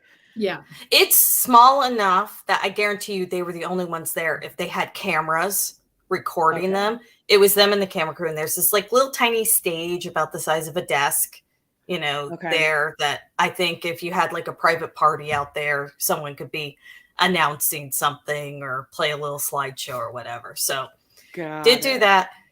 I went back with my family to Fat Olives for lunch. So we brought the kids. They weren't impressed. They were just like, can't we just get Domino's? Because like Fat Olives. Yeah. This should be on the National Register. This is where Kody assembled lemonade in front of everyone. Free lemonade. It is an old looking building. You can tell that the last time they probably remodeled it was about 99, and it looks clean. It's nice. It's good food. It's good enough for Kody to bring Janelle there. It didn't even have a real ceiling. Like you could see the beams and then you could see like these black tarps that were above the beams and then the lights were hanging below. I kept looking up going, can't they afford a ceiling? Like this place has a 40-minute wait. Like they had people out the door. You can't find parking in this place. I don't think Kody would ever bring Robyn there. Kody's flinging Robyn around some bar. They're going to Scottsdale Fashion Square, Amanda. That's right. Victoria's Secret. Yeah, there's bougie places to eat there at Scottsdale Fashion Square. That's where Robyn's going. I think this is where Kody goes to like hang out with his kids, is what I'm guessing. It doesn't. Oh, he doesn't hang out with his kids. Oh, you mean Robyn's kids? Like his third cousin's first removed or something. Oh my God. Yeah. So I did have a waiter come up to me as I'm looking at this patio because it wasn't open for the season because it's like 40 degrees outside. And so I'm like standing out there, I'm taking some pictures. I'm like looking at the chairs and stuff. And he goes, "Can I help you?" And I turned to him and go, "We haven't been behaving like we've been married for most of our marriage." He goes, "Oh yeah, sister wives." No way. Oh my God. It must get annoying. This is like when I like it. When I used to walk a French bulldog in Kew Gardens. Right. And we would always walk by where Kitty Genovese was murdered. Say no more. And I took a picture and like somebody from the bar like came out and was like, "Can you please move along?" But I was trying to make it look like I was taking a picture of the dog, but I was clearly taking a picture of like the apartment. I mean, he was cool. And he said the same thing. He's like, "Yeah, Kody's nice. He likes a lot of attention." Nice. Yeah. He's not a good person. Everyone's like, he likes to be friendly. Yeah. But anyway, apparently I wanted to ask. I really did. But I could tell that this guy's already like, "Would you please get out of this area and go back to your table?" So I did. But my meal was very good, very satisfying. It's a reasonably priced place. I'd recommend if you're in Flagstaff, you got to check it out. There you go, Fat Olives. And if you want to sponsor this podcast, you can message us. Yeah. Oh, I will say though, the olives from Fat Olives, not so great. We did order that as an appetizer. You get this for $4. You get this little dish with about 8 different types of olives in it that they put in the wood fire oven. Oh, sounds amazing. Cooked olives? Yeah, I wasn't that impressed. So it's like, I would think like a pickled olive. I love an olive. It's a standard. It's just a very hot temperature wise olive is what it is. They put it in this huge oven. So I did that. We drove past the gun and pawn store. I looked for Kody's truck. It wasn't there. The 2 trucks. Any word on Dayton? If there's a trailer on their property where Dayton lives? I didn't know. I didn't ask because what I told you last time I was on here is I know Dayton really doesn't want anything to do with the show. So it's like, I'm going to respect that. And you got to keep it cool with Michael because he's your in. So you got to. Michael. Yeah. I love Michael. No, we got a Michael now. We got a little.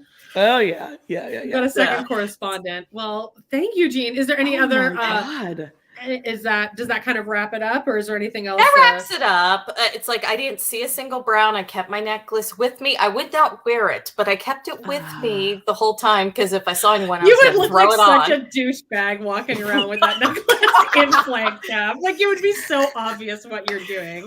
Well, like pretty much anytime you ask someone about the show, they were very polite, but you could tell it's like, yeah, we want them to move. Oh, God. You know, they all love the kids. Everyone's down with that. You know, Flagstaff's this very unique little community where you've got like kind of your new age shops, and then you got your pawn shops with guns and stuff like right next to them. You're putting like brown stain on it. Yeah. I'm just really sad that the show doesn't show more of what's really cool about Flagstaff, because it is a great area. No, it's beautiful. I love Flagstaff. My adult son does live there. He's an adult. Bye-bye. And beat me to it. I ask him all the time, have you seen this polygamous family on this show? And he's like, no, Mom, I am a mechanic. Why would I see this family? They don't maintain their vehicles. Oh, and the other thing is I realize after seeing how the roads are to their house, I can see why they have Aurora driving an SUV. Because I guarantee you 6 months out of the year, she would not be able to do that drive with the standard car. You need something with She'd have a bunch of panic attacks too, Geordie. I was going to say, I'm surprised that she's even allowed to get a license. Yeah, I know. And then Michael might have to carry her back up to the house or something. So, Michael. So I do want to try to make it to the McMansion, but I'm going to have to wait till it's back. Oh, and then the cistern. I forgot to mention the cistern. Apparently, when they had the cistern installed, their contractors did a bunch of damage to the dirt roads up there, and it pissed They didn't off. hire perfect. They didn't hire good contractors. Yeah, apparently, because the cistern they got was so huge, the trucks put giant ruts in the road. And that all the neighbors got angry at the Browns that they had to have the roads regraded to fix this damage, because apparently they put it in the wrong time of year and stuff like that. No. Yeah. They didn't do their research on all that stuff. Cody didn't have his chart. Shocking. Yeah. I bet you I know more about Flagstaff right now than the Browns do, and they've lived there 100%. for 5 years. 100%. I think they're going to end up in by the way, a farm girl nurse doc says hygiene. Hi, farm girl. But I think they're going to end up in St. George, according to McKelty. We need to sign up for their Patreon today, Jody. I need to. That's my guess. Here's my theory. Dayton is supposed to graduate in April. So Dayton is going to move. So Robyn's either going to want to follow him or he's going to run away. I think he's going to run away. Run away. Get the fuck away from me. Yes. And so I think St. George is where they will end up as well. And that's not going to go well for them. If I were Christine, I would resent McKelty a lot. Like, wouldn't you? I think she does. I think she does. Oh, fuck you, McKelty. Robyn. Yeah, because McKelty's whole thing is like, no, it's separate. Like, it's a separate thing. No, it's not separate. It's completely connected. Robyn completely ruined Christine's life. Right. So that kind of stings that you're still friends with her. Okay. So why did they pick Vegas? Well, that's where Robyn has all this family. I think that's why Vegas got picked. I think Robyn was behind them choosing Vegas. Her creepy vagina photography father lived there. Oh. I think we all know Robyn's the reason why they moved to Flagstaff, which made absolutely no sense. Why? Well, I guess I'm just like, so if Aurora, if they're in college, are they going to follow wherever they go now? Of course, because who's going to carry them or what they're doing? Right. Aurora is at. That's Aurora going to get carried upstairs in a little baby Bjorn. Yeah. And then I think Brianna graduates this year, or maybe she already graduated. Okay. I know she's right in that age, but yes, Y for Wyoming. Thank you, everyone. Y for Wyoming. I don't think they're going to go to Wyoming, though. I think that's almost too remote. But yeah, because Cody fancies himself like a fancy pants now, so he needs to live in like a. You saw his Heart of the Ocean necklace. That's actually like $1,000 necklace that Someone figured it out. It's like a $1,100 necklace that you can get from some men's line. Definitely could get the same thing. Why didn't Robyn design it? Oh yeah. Because I don't think Robyn's actually designed anything, but whatever. Oh, by the way, I did have cash with me. If I had made it to the McMansion and talked to Robyn, I was going to offer her cash for Sister Wives Closet stuff. I'm like, I'm going to get Jody legit Fidelis. I'm going to get the butt ring for Amanda. That'd be amazing. That she wouldn't be able goal. To dig it out in time. She'd be like moving boxes, and I'd be like, she'd have to move so many watermelons. Watermelons akimbo in there, just rotting. Just a Gallagher concert, just throwing them everywhere. I couldn't decide, like, if I met her, if I'd act totally dumb, like I didn't know the show at all, and just like try to be her friend. That's kind of my plan. It's like if I see Robyn, it's hard because I can't really be mean to someone. Like, it would kill me. Oh, I wouldn't either. I have no reason to be mean to her. I just like watching her be a bitch. You know, it is what it is. But that was my plan. It's beautiful out there. Mount Humphreys, the mountain that you heard the angels sing. It's called Mount Humphreys of the San Francisco Peaks is the mountain range. It's beautiful. It's gorgeous. It's really high. All the real outdoors people brag that they made it to the top of that one. So it is gorgeous out there, but according to Michael, everyone wants the Browns to move. They're going bye-bye. Love it. You got some insider and not Janelle. They want Robyn and Kody to move. Right. Love Janelle. I'm sure they would have been fun. Meri doesn't do anything either. Meri's just kind of there. I don't think Meri. I don't think Meri has lived there in like a year. No one had spotted Meri. No one had seen Meri. I think I believe Meri stays in Vegas and goes to Parowan. I don't think she has why would she be a Flag? What's the point? Because she's not coming. No, Kody's not coming. And she and Robyn don't seem to be. Robyn is a terrible friend. Or hang on for me. A real friend would have been like, run, girl, get out of here. Do something that's good for you. So that was my little excursion in Flagstaff. I may have played in the snow with my kids and, did stuff like that too. But, my goal is, they're not that tender. I don't consider mine tender aged anymore. They're like 10. Neither are exactly. Oh, did you guys see the picture of them in Scottsdale where you saw his part of the ocean? Gatorade.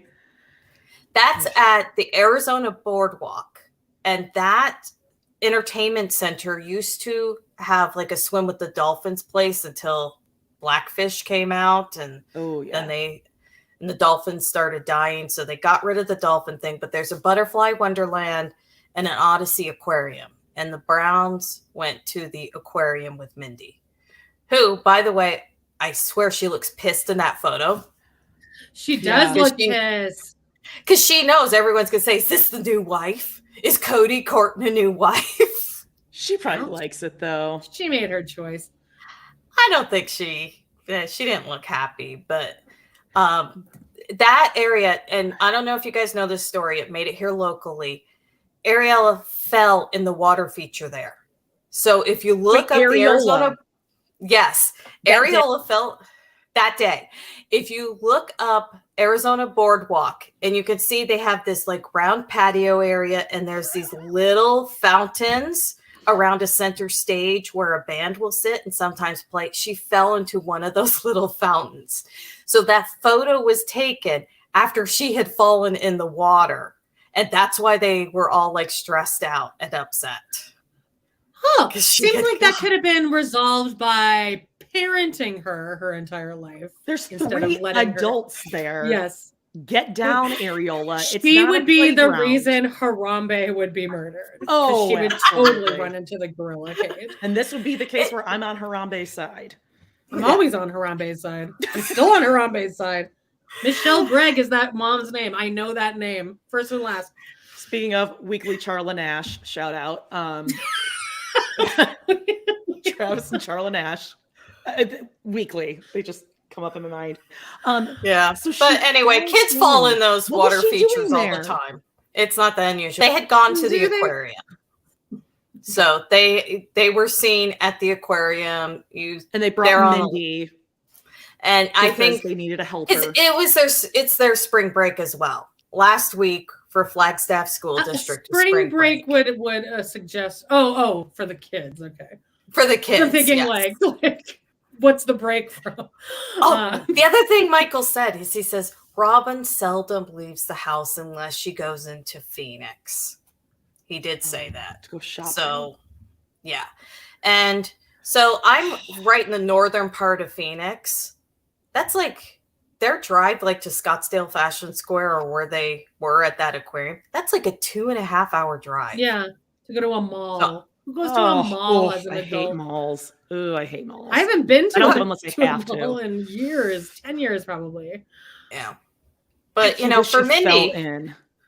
for me to Vegas, that's like a 4-hour drive. So it probably was not a long. I'm sure Mindy went to Flagstaff, was staying with them because they needed help. Because who's going to take care of the tender-age kids? The kids are off of school, so they need help. Exactly. You're 2 adults and you can't bring your It's 10 and 11-year-old out 2 adults by yourself. Without jobs. Don't forget the without jobs right. part. And one of them's jumping in a fountain. And then they reward her with a blue Gatorade. And she's that kid that's got the disgusting, huge blue Gatorade thing. She's breathing all hard. Like she puts her those Browns do not take care of their family's teeth. Those Browns do not have a dentist. God, well, I'm glad she fell in. Good. Yeah. And looking at the picture, it just looks like she's a little bit heavier of a girl for like a 7-year-old. I don't think she is, but I think we have it in our mind. She's tender age. We're like in our mind. She's big. In our subconscious, we're like, oh, she's 4 or 5, but in reality, she is like 10. But you see her next to Saul, and they look like they're the same size. And he's what? 3-4 years older. She's got those long legs like Robyn. I think she's working her gluteus maximus with Daddy. Yeah. Oh, and then the other thing Michael said is that they don't film a lot in winter because the weather is just difficult for like the camera crew to get around. Well, Kody gets cold. It's a little brisk. Yeah. He can't go see his So he said most of the filming usually starts about April and goes through. Sometimes they go through Christmas time. But usually it's like April through October. Because you notice we're not seeing like Christmas anymore with them and crap like that. So, So my question is, Amanda, Jody, when are you flying into Phoenix? We're meeting up. We'll go to my friend's house, which is worth more than the McMansion. It's gorgeous. Hey, I'm looking at Southwest flights. You don't have to... Ask me twice. I'm in. Amanda, we might have to smuggle Amanda past the border. Yeah, in case my taxes are still a little wonky. We'll wheel you across in like a little, I don't know, suitcase or something. But I'd be happy to be your tour guide. We'd get a reservation at Josephine's. Ask for the attic. My friend's place is gorgeous. It's on the side of a golf course, so. Even though it's smaller than Robyn and Kody's, it's more valuable because it's bougie. Yes. Yes. You need to come out here. And we'll meet up with Ace and Caitlin, and get in trouble. Yes. We could go get rooms at the Little America Hotel. That's the one where they film the tell all at. There. I like this. Okay, well, Jean, we adore you. You're fan favorite, man. Yeah. You're an official correspondent. Yeah. You got to start reading this book. I'm going to put on my apron, my Janelle apron now. I have mine. Hardcover. Oh, hardcover. It's from the library, though. I didn't actually purchase this or something. But my photos in here are in color. Ooh, okay. See? Color. Wow. They're wearing purple. Purple girl. All right, I'll let you go. We love you, Jean. Love you guys too. I will. Love you. Bye. Fan fave. Bye. Bye. Bye. Bye. Oh my God, too fun. She's the best. Oh, you're still here. I think we're adding her, taking her out. Sorry, Jean. We're professionals or what, Yeah, we know what we're doing here. Right. Where are we? Let's do a little reading. She is the best. We are in chapter 6, Janelle. I'm getting my apron on. I'm tying it. I have to tie it all the way around my stomach because I'm so tiny. Wow. Let's see, Janelle. Oh, by the way, that story of Ariella falling into the fountain is going to live with me all day. I'll be giggling to myself about it. And like an hour, I'll just think about her falling and be like, yeah. Stupid. And somebody up there said, because the chat was blowing up when that was happening, but somebody said like she's like a mini Michael Scott, because I immediately thought koi pond, but then I went to Harambe and I got more mad, and I'd rather be mad at her than feel sorry for her. So she's a little Michael Scott, and she was probably chasing some kid around, and I hope that kid turned around and just pushed her in. She's probably chasing Solomon around.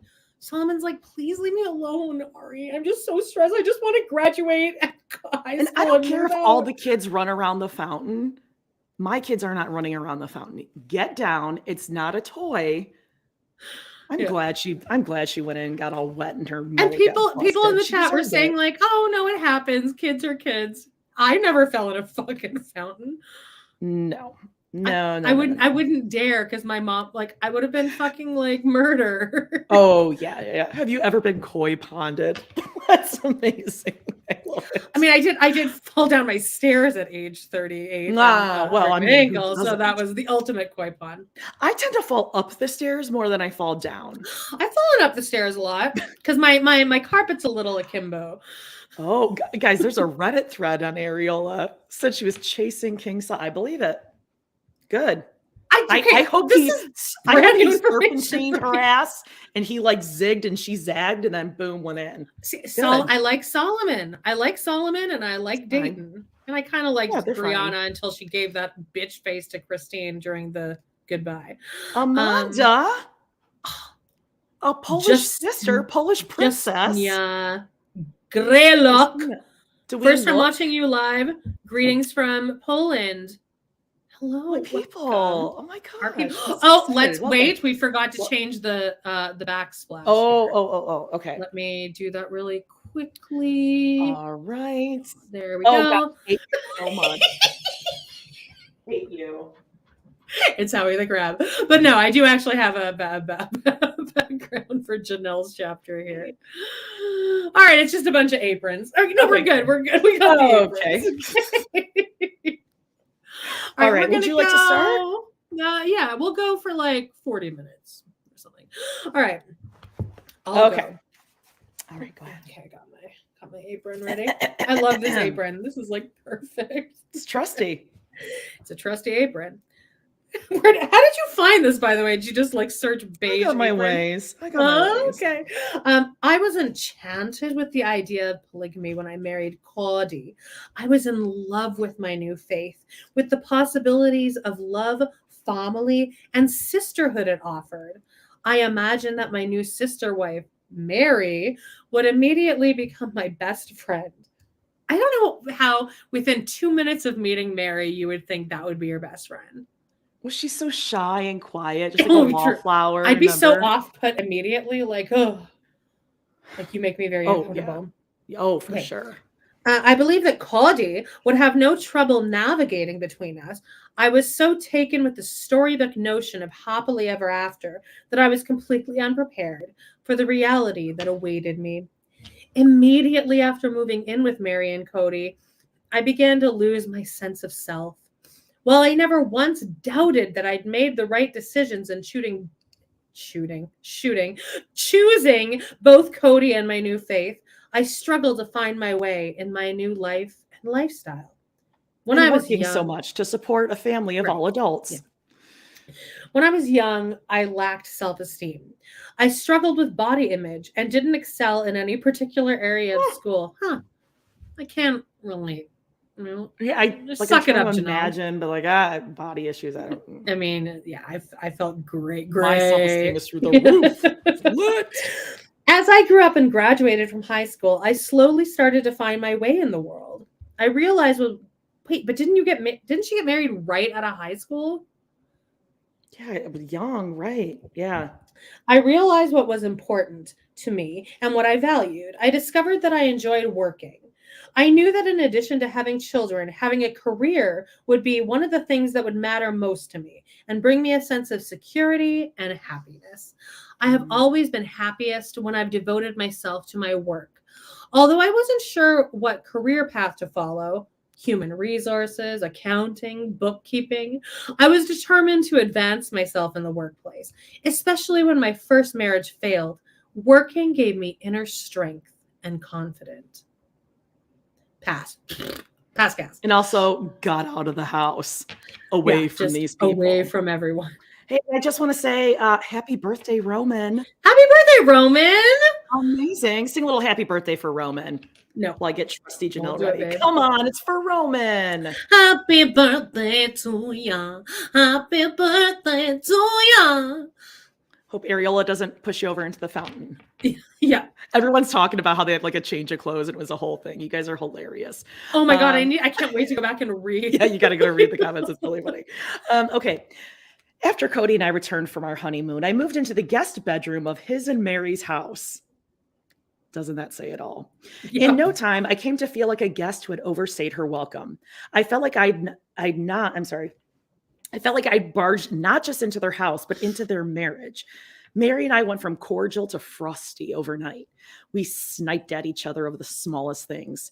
When she was younger, Meri had quite an overbearing personality. When she was younger, she says. Okay. She was younger. By the way, Danielle Marie says, LOL, hey, Ari, have towels. That's funny. It was clear I was unable to do anything right, or rather in a way that suited Meri. I folded Kody's clothes incorrectly. I bought the wrong dish soap and put away the dishes in the wrong places.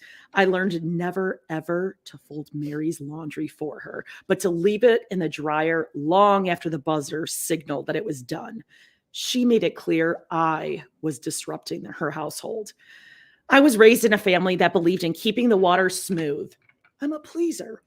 I was raised to be non-confrontational, so I caved to Meri on all fronts. Many, many times I wanted to tell her off, give her a piece of my mind, but I just buttoned my lip in my trusty Janelle jacket and did things her way as best I could. I never felt as if the house was mine in any way. I kept to my bedroom as much as possible. We were all so young then and new to this principle in both theory and practice. I know now that our experience is by no means unusual for young plural families and that the first year of living the principle is far and away the most difficult. Many couples do not press past this year.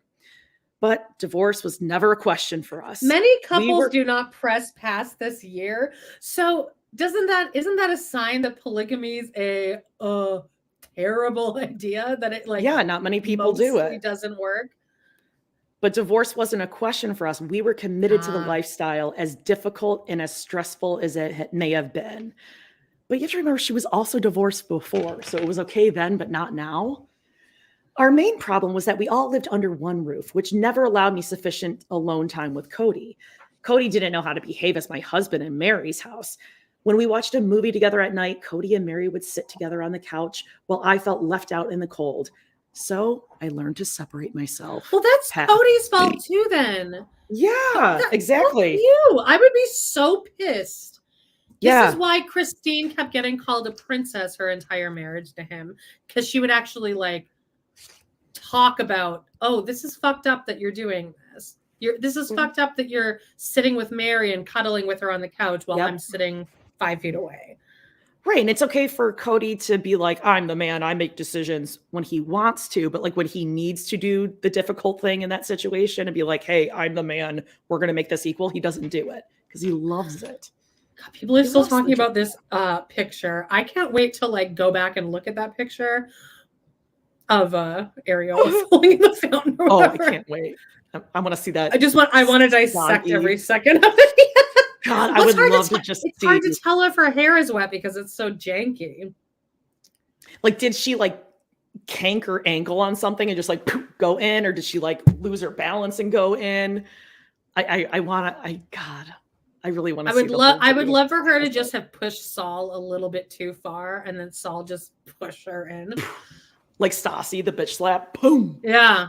Backhander right in. Be amazing. Okay. Pass gas. Where did you end? I began to physically distance. I began to physically distance myself as much as I could in our very small 3-bedroom mobile home. I didn't spend much time in the common areas. This is like reading myself, like if I have like a roommate or something. Mm-hmm. Yeah. If I had a fridge and a toilet in my bedroom, I couldn't possibly live there and never leave. So prison, basically. Jail. No, because I don't have to poop in front of somebody. Just if I have a bedroom, a toilet. Solitary. And like a fridge. Okay. I'm good. Okay. We can make that happen. Okay. Just so I guess you know, a guys, shower would be I'm going to go all the way down with my desk here. I'm lowering it just so it doesn't look weird. I'm an old person. I have a desk. Were you standing that whole time? Yeah. You were standing that entire time? Yes. What do you want, a medal? No. Because I'm old, Amanda. It's better for my hips. Okay. I should probably do the other two. Okay. Okay. Where are we? Kody was gone at his sales job in quotes from 6:30 in the morning until 10:30 at night, Amanda. 6 days a week. There's no way. Sure. There's no way he had this work ethic. I would spend time at work. Oh, sorry. Which made it even more uncomfortable. I would spend time at work, go out to spend time at the family ranch, and then come home and go straight to my room. This sounds like the worst life ever. This sounds terrible. The teepee sounded better. Yeah. Oh, God, the teepee is living. I continued to pursue my study of Native American arts. I'm only laughing because we just talked about the teepee. And crafts and wild plant herbology, both of which were easier to undertake in the rural environment of the family ranch. My mother and Kody's father lived only a half hour away, so I spent as much time as I could up there. I threw myself into life on the ranch, helping out as much as I could. Working outdoors helped me create an identity for myself outside of the family that I had just joined. It allowed me to clear my head and regain some sense of self. Meri and I were stuck at home with our disagreements far too often in the first years after I joined the family. We rarely spoke to each other, but we tolerated each other. We were like roommates who didn't get along, but managed to live together all the same. Oh, great. That sounds amazing. Sounds great, especially like right when you join, you've already accepted that, well, we're just tolerating each other. Yeah. And we're going to be together in the afterlife and stuff. It sounds amazing. It's going to be great. So much fun. This was not the celestial plural marriage I'd imagined. It was uncomfortable and disheartening. Okay, end of story. Bye-bye then. Yeah, like you're not happy. Yeah. Nope. Often Kody would take Meri with him when he worked out of state, which made me very resentful of her. Well, yeah, because why wouldn't you be? I couldn't just take off from work as she seemed to be able to. That was shame. Okay. Yeah. They both took off work. But when Meri didn't work, she didn't get paid. This is Janelle's shady way of saying I have a salaried income and Meri works hourly. Yeah. I thought it was extremely flaky to blow off work for fun like that, especially when we were so broke. Some of the family clucked their tongues when they saw Kody and Meri drive off on Sunday night after dinner at the ranch, leaving me to go home alone at our house in Powell. Pascal. Clucked their tongue. Just like, who are you thinking of right now? I don't know. I'm thinking of the Chili's manager after the Dundies. And she will not be invited at any of their establishments ever again. Something like that. Yeah. Yep. Also Farm Girl. Absolutely. It's me and like my older nieces that are like, oh my God, like seriously. At family parties. Okay, so Pass gas, you said? Yeah. I was left at home in an unfamiliar small town in Wyoming, far away from most of the people I knew. This was the first time in my life I'd lived anywhere without many relatives or friends nearby. It was a terribly bleak time for me. God, Janelle, get out. My mother, of course, lived on the ranch where I spent a lot of time. She was the only person I could rely on during this difficult phase. While we were able to commiserate a decent amount, maybe because her mom's married to Quinn, Kody's dad. Yeah. Quinn. I mean, really, like moms and daughters, when they're married to like a father and a son, it's just, like to commiserate together. It's really awesome. It's See how well it went out, went off with like the Caitlin and Tyler something really situation. Awesome. While we were able to commiserate a decent amount, she was also going through her own adjustment period. Like me, she was new to polygamy and didn't have all or even any of the answers about how things should be and how they should work. Adjusting to any marriage, let alone a plural one, is an incredibly individual experience, and it's all-encompassing. Your entire worldview and your entire cultural, personal, religious awareness goes through a radical upheaval. You barely have time to worry about what's going on in the outside world. I found that I had to do so much work readjusting my own parameters and shifting my own perspectives that I didn't think too much about my mother's parallel experiences. Well, I was aware that my mother was involved in many of the same personal and emotional struggles as I was. We didn't discuss them often. We supported each other and were available to each other, but we never explored the depths of our conversation together. We were both too wrapped up in our own transitions to examine these things as a team. Even though my mother and I have never discussed our initial experiences with polygamy with one another, it was comforting to have her within driving distance. When I moved to Powell from Utah to marry Kody, I hadn't simply left all my friends and family behind, but I'd also alienated them by accepting polygamy. My sister and her husband tried to intervene and pull me back into the LDS faith. Some of my other family members even went so far as to stage a small-scale intervention to reconvert me, or as they saw it, save me. When I was 8 months pregnant with Logan, Christine, Kody, and I visited Salt Lake. I took the opportunity to see some of my relatives. Kody and Christine had dropped me off at my relative's house, so I was without a car until they returned. Well, that's cute. Isn't that cute? I guess my family decided to take advantage of the fact that I was a captive audience until Kody got back. They cornered me in a living room and began hurling Mormon scripture at me. They told me that what I was doing by living with Kody, they didn't recognize our marriage, was wrong. They said that I was giving up my blessings. I was furious and hurt. And eventually I disengaged myself from them and told them they could go hang it in their ears. Such a Janelle insult. Go hang it in your ears. I watched an episode yesterday where she said, well, I was just spitting mad. I ran upstairs, and you know what I did? I waited for Kody and Christine to return. Pass gas. Yeah, that'll get them. All right.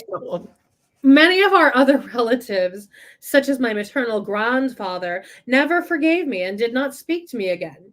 Over time, I've rebuilt many of these relationships, but those first years when I was new to the principle, losing my family really hurt. At least I still had my mother for support. That was a grammatically incorrect sentence right there, right? Shouldn't it be, at least I had my mother for support? But there's a comma where there shouldn't be a comma, right? Shocking. Janelle's the smart one, though. Okay. She was by my side at our family gatherings, which made me feel as if I was not entirely shunned. Normally, I would have turned to my career as an outlet to bolster my self-confidence. But when I married Kody, I'd been forced to quit my stable job in Utah. Again, Kody, making everyone's lives better just everywhere he goes. He's the man, the leader of the family. Wyoming, a small town with few employment opportunities. While I did manage to find a job, I felt that I had wandered far off course from my career goals. About 6 months after marrying Kody, I discovered that I was pregnant. Naturally, I was thrilled and shocked because we've only had sex once, really, at this point.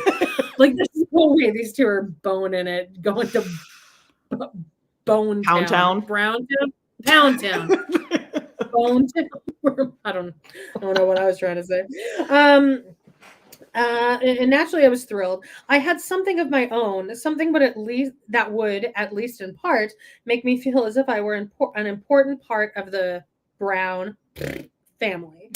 Even though I hadn't managed to figure out who I was and how I fit into the family I had joined, I was proud to be bringing the first child into our world. And I think she was probably a little snarky about it. She's like, oh, guess what, Meri? Like, despite your best efforts, I'm pregnant first. Yeah. Like, she loved it. I'd love it too.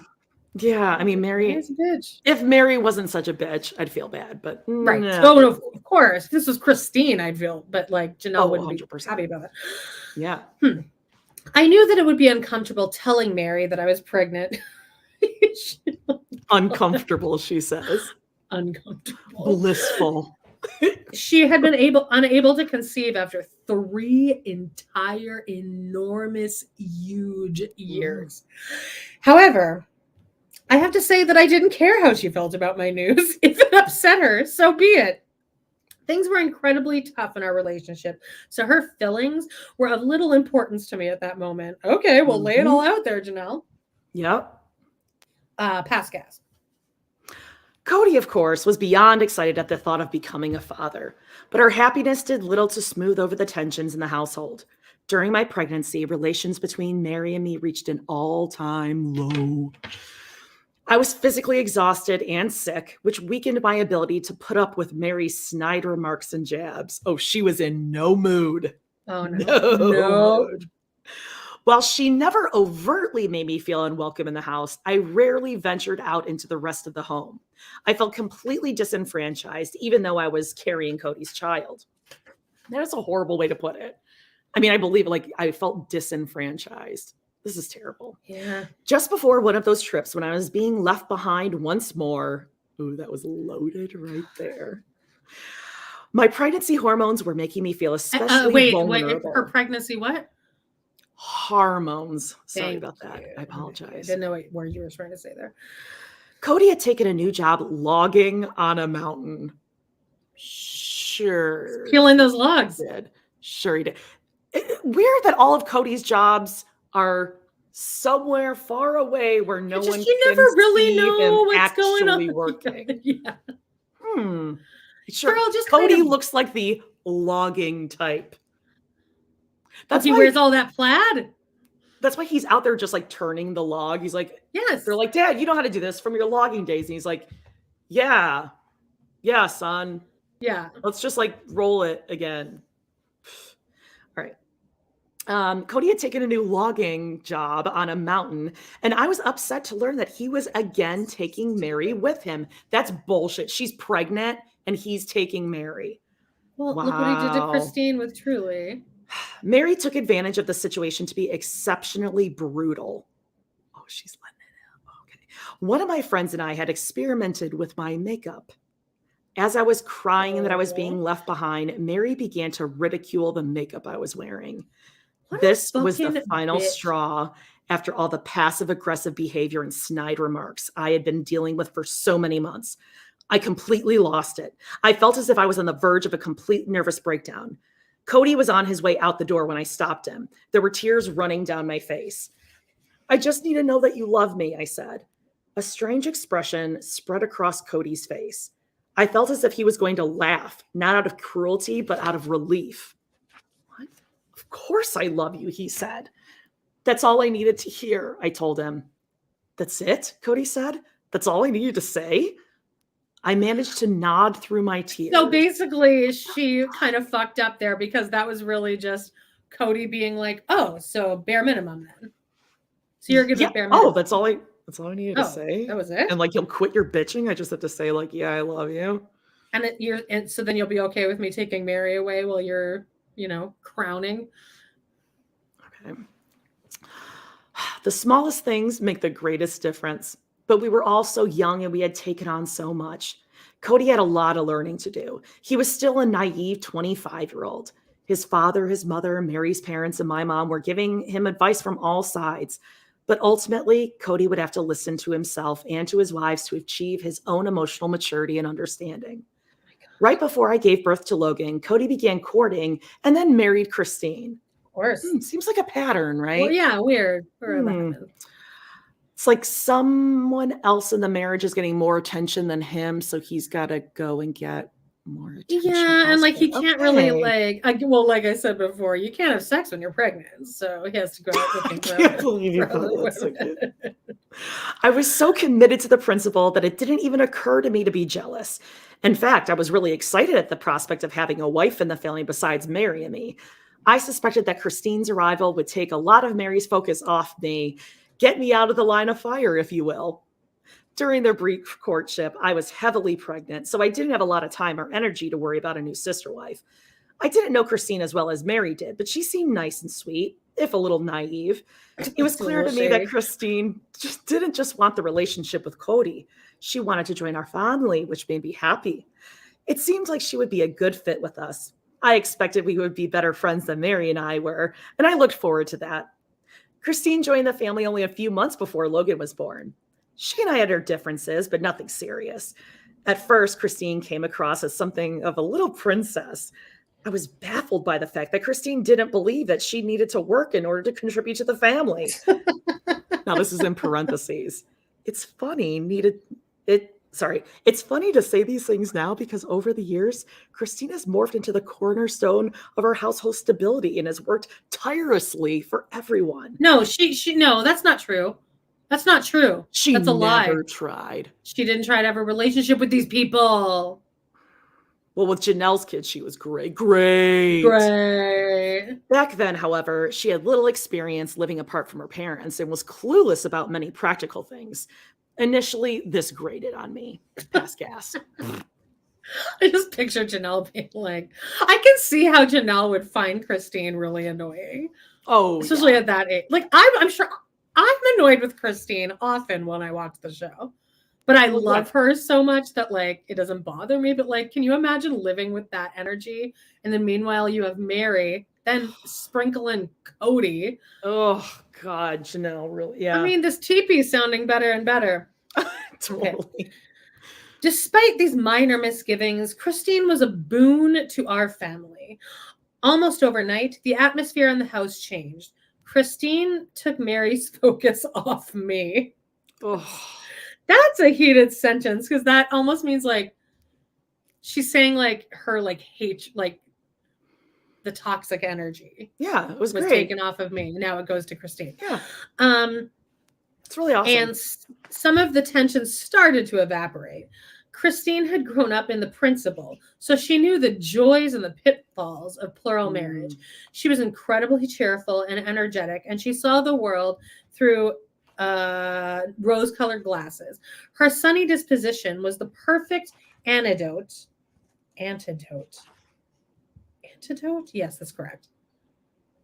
I was concerned that she'd written the wrong anecdote, but she wrote it correctly. Antidote to the sour environment that had prevailed in our house for too long. As Kody likes to say, Christine saved our bacon. Kody likes to say that. It's a phrase Kody likes to say. But again, she never tried to get along with these people. No, that's why I'm so pissed. Princess. Christine saved our bacon. Can you stop comparing her to like disgusting food? Jesus. Well, bacon is delicious, though, I gotta say. Remember when he threw a fit in Hawaii because everyone was going to eat the pork? Oh, because he decided he wanted to be Jewish that vacation. Remember? Yeah. That one vacation. And Janelle was wearing this in that scene with Mindy next to her. She's like, I don't know, honey. I just don't think it's that big a deal. I probably can eat some. I mean, why not? Why wouldn't I? I mean, it's gonna be there. Gabriel, like I've been craving pork for like months. No one even asked me if I was okay with God, he's such a baby toddler. Yeah, he's such a piece of shit. I don't know where I. After a few months. After a few months, Christine and Meri developed a camaraderie that allowed Meri to forget her grievance against me. Gosh, I feel like Janelle must have been a little bit of a huge bitch during this too. She's exhausted. She's exhausted, but I think she's also. I think she's she's not unblameable. She's not completely innocent in any of this. Oh, I get it. I mean, Meri is the one that's obviously to be, well, Kody. But right. All of this was awful. They're all awful. Well, Meri, I was able to take care of my baby and continue working. Well, Christine got her own apartment for a few months after she and Kody were married. Okay, interesting piece of information to just slip in. Yeah. I still lived in the house like a roommate, but a lot of Meri's energy, both negative and positive, had been diverted to Christine. Unlike Meri, who knew Christine from years back, I had no history with her. Once the dust settled between my sister wives and they were able to put aside those initial petty jealousies that crop up at the beginning of almost any plural marriage, they spent a lot of time together. They had their own friendship, which I wasn't a part of. They would run to the store together or go off on small adventures. Oh, I bet it was fun. Oh, Christine and Meri. Fun. The things they must have been getting into. Thelma and Louise, Lucy and Ethel, those don't two. Don't even want to know. Don't tell anyone, Michael. The caramels. I felt as if I was being purposely excluded. I have always been overly sensitive to exclusion. Even if I didn't want to be part of the activity I was being left out of. That's like the definition of an introvert right there. It's like, I don't want to actually do these things, but I want to be invited. Yep. Yeah. Yep. Most of the time when Meri and Christine were going off to do their own thing, I wouldn't have wanted to go on account of Logan. However, the simple fact that I wasn't being invited abraded me. Groups of 3 women are often difficult. Someone always feels as if she's getting shortchanged, even if it's all in her imagination. Another fucking polygamy word. Where like the men tell, it's just your imagination, you're just freaking out. You gotta work on that. Yep. Initially, when Christine joined the family, this person was me, pass gas. And we'll go for another couple pages, maybe. Once the bond between Christine and Meri was cemented, and Meri was much less difficult to get along with, our lives became more peaceful. I got a decent job at a government agency, Amanda, with good pay, and started to feel a little more confident about my career path. While Kody and I still hadn't eased into what most people would consider a conventional marriage, one based on romantic love. Yeah, and like having sex. We had developed a highly functional relationship. We communicated well with each other. We completed each other on an intellectual level. I mean, that sounds amazing.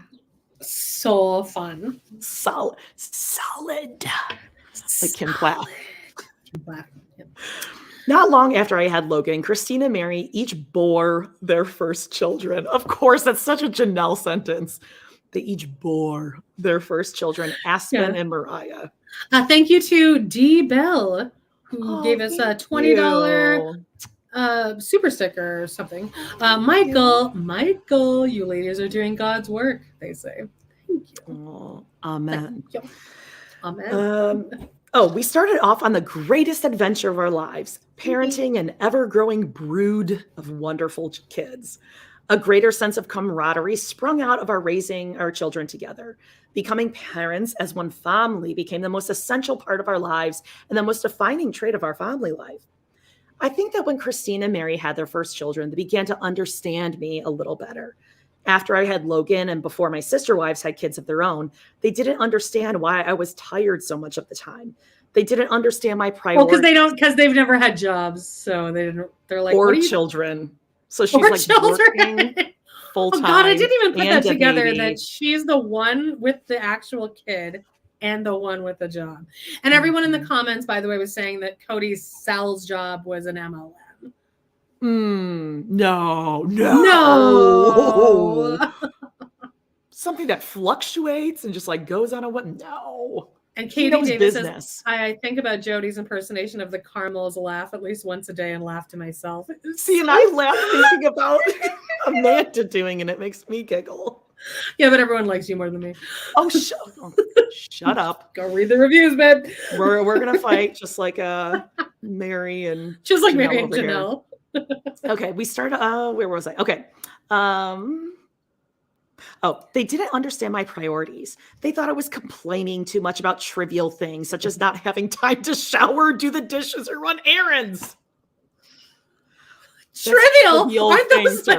Aren't those just the basic needs? That is life as a parent. That is everything that I did yesterday. Doing the dishes, are actually, running if you errands, don't do those getting things, a shower in. Those are like the definition of depression is if you don't do these, like if you don't shower or cleanse or clean your house or run errands, if you just you don't have time to do those things, you're swamped with everything else and you can't get these things done. I'm begging them to let myself not be a depressed person. And she's the only one working. Yeah. Cool. However, once their children were born, they were able to empathize with the challenges of motherhood and how having a child can complicate the simplest things. Once they grasped this, they were more willing to help me out. We were able to lean on one another and help to accomplish little tasks that motherhood makes difficult. Cleaning, errands, talking on the phone in peace. For the most part, Meri, Christine, and I were able to put aside our differences and create a warm and stable environment for our kids. We raised them as one family. While they may have separate mothers, they do not think of themselves as anything other than full siblings. Well, I loved co-parenting our kids. Well, also a lot of them are also cousins as well as siblings. So that's right. That's it all ties together. Yeah. I loved co-parenting our kids. I was able to work while Meri and Christine homeschooled the children who weren't sent to our church school. I felt safe and secure knowing that while I was out at the office, my children were receiving precisely the education and care I wished for them. I never worried when my children were out of my sight. Christine. I think so. If you had preferential education for Paige and Charlie, would you choose? Yeah, but I'm not Janelle. I'm not like super religious and all that stuff. I could see Janelle being very comfortable. Yeah, but do you want Christine teaching your kids like 8th grade math? Maybe. It could be worse. Okay. I wouldn't want Meri teaching them. I wouldn't want Robyn. Oh. Can you imagine Robyn? Oh, God, no. She'd be so overwhelmed. She'd be frazzled. Yeah. I never worried when my children were out of my sight. I trusted Meri Christine to handle every situation and to make all parental decisions in my absence. In this regard, we were one team. I didn't have to be called on whether to administer cold medicine or not. I didn't have to be called when Logan hit another one of the children. Christine and Meri handled it the right way they knew, and I would want it handled. It was lovely. When he was little, Michael, Logan was a daredevil. And he told Maddie that he would protect. He would protect me from sandstorms and tornadoes. Surviving Sister Wives fans specifically did not like that. Well, sorry it's funny. Yeah. Sorry we're hilarious, and sorry Maddie's like annoying as fuck. And sorry she told that story 3 times in between 2 seasons. Yeah, not our fault. Someone pushed her into the fountain. What does this mean? Farm Girl says, Amanda, you are the relative who calls midweek and says, what the fuck was that in Aunt Mary's hair last Sunday? Does she think she can roll back the clock 50 years? No. What do you mean? What does that mean?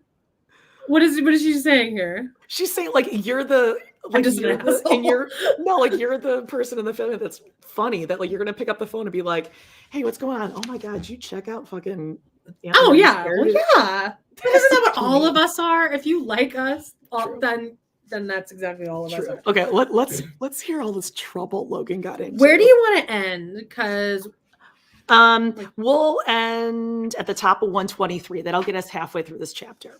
123? Okay? Yeah, it's just like the next page. Okay. I'll help you, babe. He got into everything. He was fearless. One afternoon, Meri heated up some syrup and Michael placed it in a pitcher on the counter. It was far out of reach of any of our children. However, somehow Logan managed to rig up a contraption made from several chairs, which he climbed up to get his hands on the pitcher.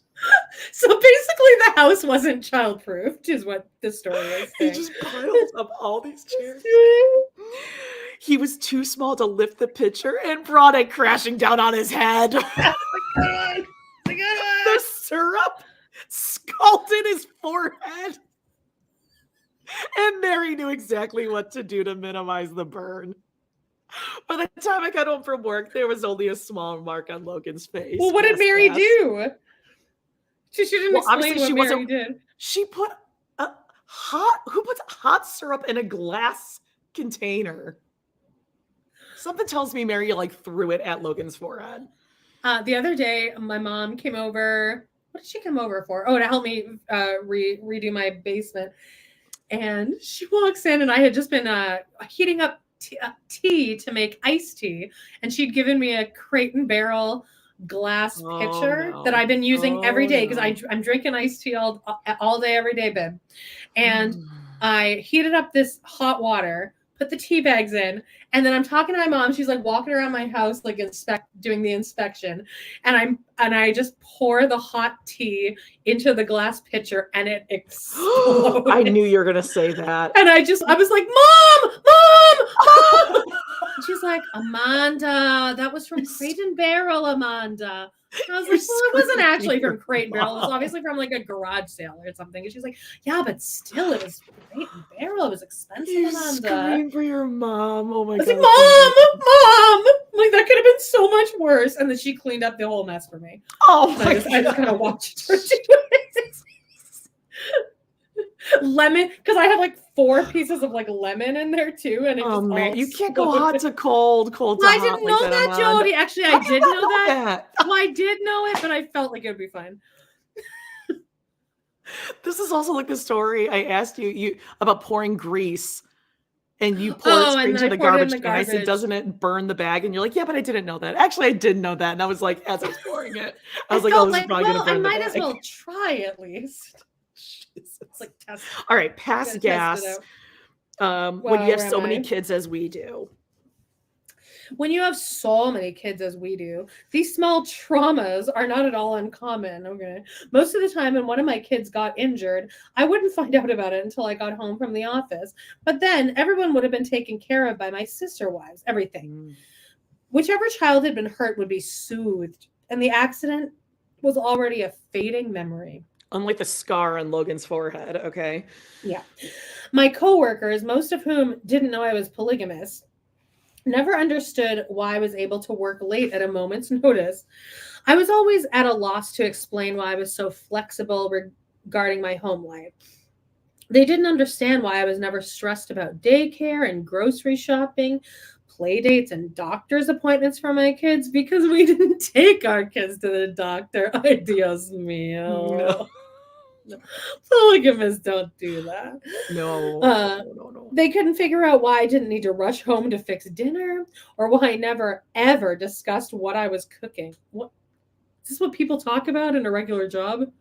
What are you cooking for dinner? What? Tell me. What are you cooking? It really? Comes up. I hate to tell you, yeah. I've never had a real job in my life. So, ever. I've never had a real job. Amanda.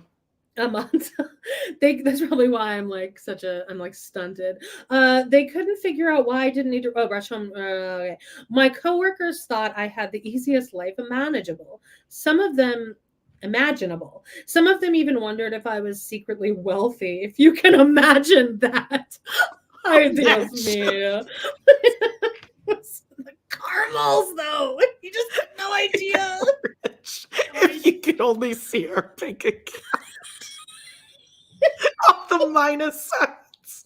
And then Robyn, I don't even look at her bills. I just pay them because it would give me a heart attack. Puts them on the counter for me to just slips them aside. Like money grows on trees. Yeah. That's what I signed up for. Okay. If you can imagine that. I didn't explain my situation, but I did hint that I had the best babysitters in the entire world. Oh, she got it. She's a stinker. Okay. Wait, hang on. Yeah, you got to read these. Those are so funny. You can't. Okay, I'm missing all of it. You can't convince me Amanda's family were all contractors. or weren't. Like Auntie Debbie, your mom, people are building things out, replacing carpet, just tearing the ceiling out just for the fun of it. It's true. And then Robbie says, you've got me imitating Madison's list. Listen, it's not really a list. Doing that, it's more of like it's like a wisdom tooth area. Oh, see, it's just extra saliva. It's just like Susan.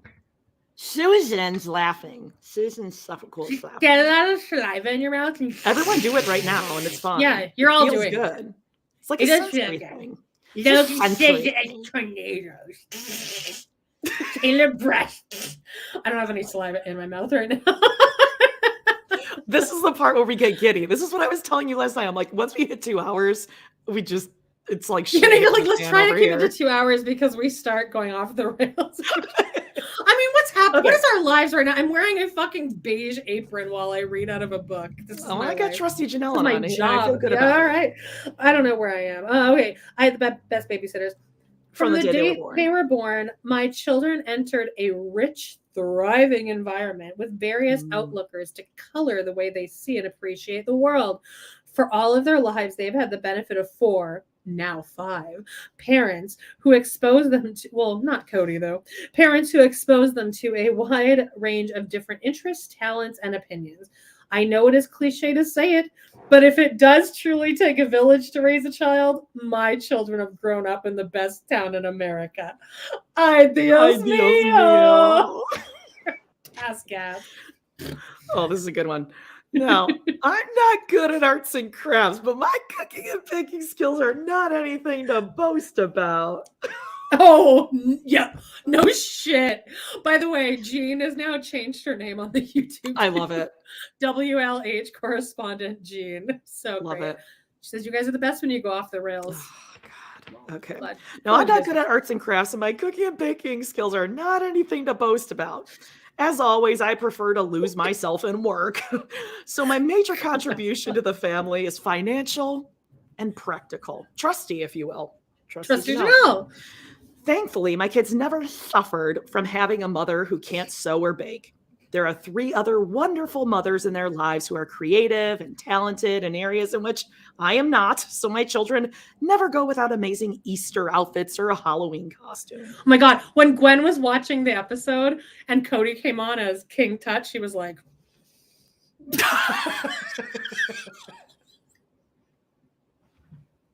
what about when Robyn came out as Cleopatra? She didn't really have that much of a reaction to that, which is shocking. I think because it was so shocking, I think all of us were just like... I think that might be my favorite episode of the dark episodes because it contrasts immediately from Gabe crying. And that was her going like, like just really reacting. And then it goes immediately to Kody as King Tut being like, it's Halloween, guys. I normally don't wear makeup, but... Robyn always makes sure that the kids have fun. Gonna trick or treat. He was definitely telling her like little more liner, a little more, but just a little more, like, just yeah. Like you know how they do like that thing, like make it like that. He loved it. If a birthday party were left up to me, I'd rush off to the supermarket on my way home from work and pick up a sheet cake with greasy blue roses. What the hell does that mean? Greasy blue roses? I think she just means like one of those like generic ass cakes with like. And like she wouldn't have anything like the one like you have like the flowers up here. Yeah. But and then you're supposed to write something, but she's like, she's not give me the cake. Okay. Thankfully, I have Christine in my family who usually jumps at the chance to make something homemade. Even though Christine is extremely creative and generous with her time around the house, a lot of the time she flies by the seat of her pants. She's so carefree and silly that she can often overlook the most basic details, such as the need to put gas in the car. Okay, that would piss. I'd be like, this needs to be the one thing you do correctly, Christine.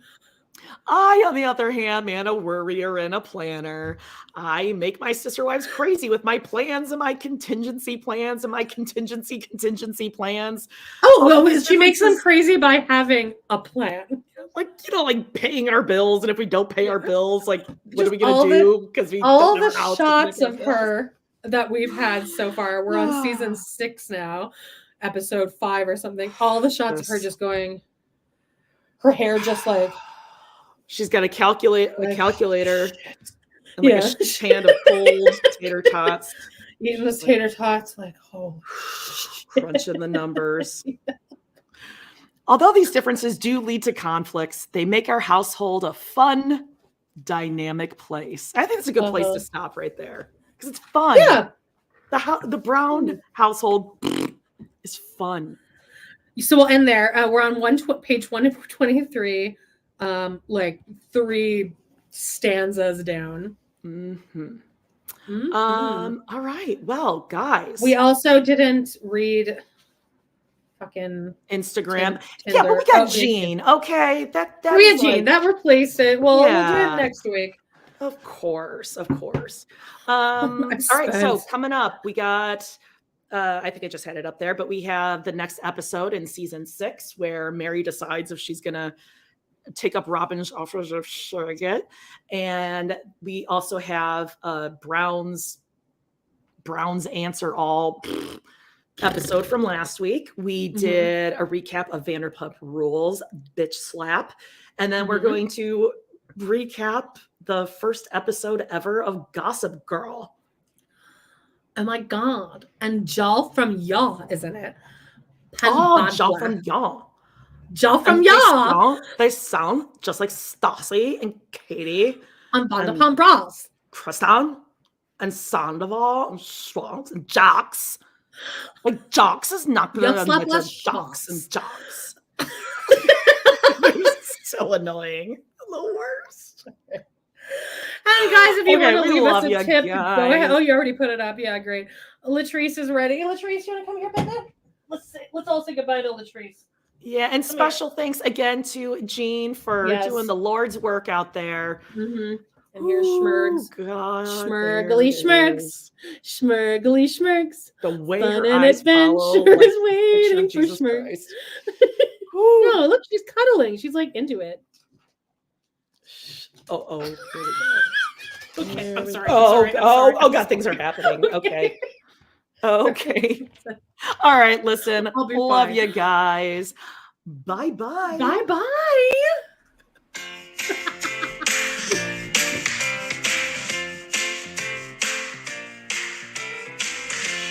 Well, guys, it's been a blast. Thank you so much for joining us today on our We Love to Hate Everything channel. Please do not forget to hit that subscribe button. Give us a like or even a comment, and click on that bell if you want notifications, because you never know when we might pop up and go live. Please check out our other 2 podcasts on Patreon, where we snark on even more TV, movies, and pop culture. We got Total Request Podcast, that's patreon.com/trpod, and We Love to Hate TV, patreon.com/love to hate TV. Thanks again, and we will see you next time.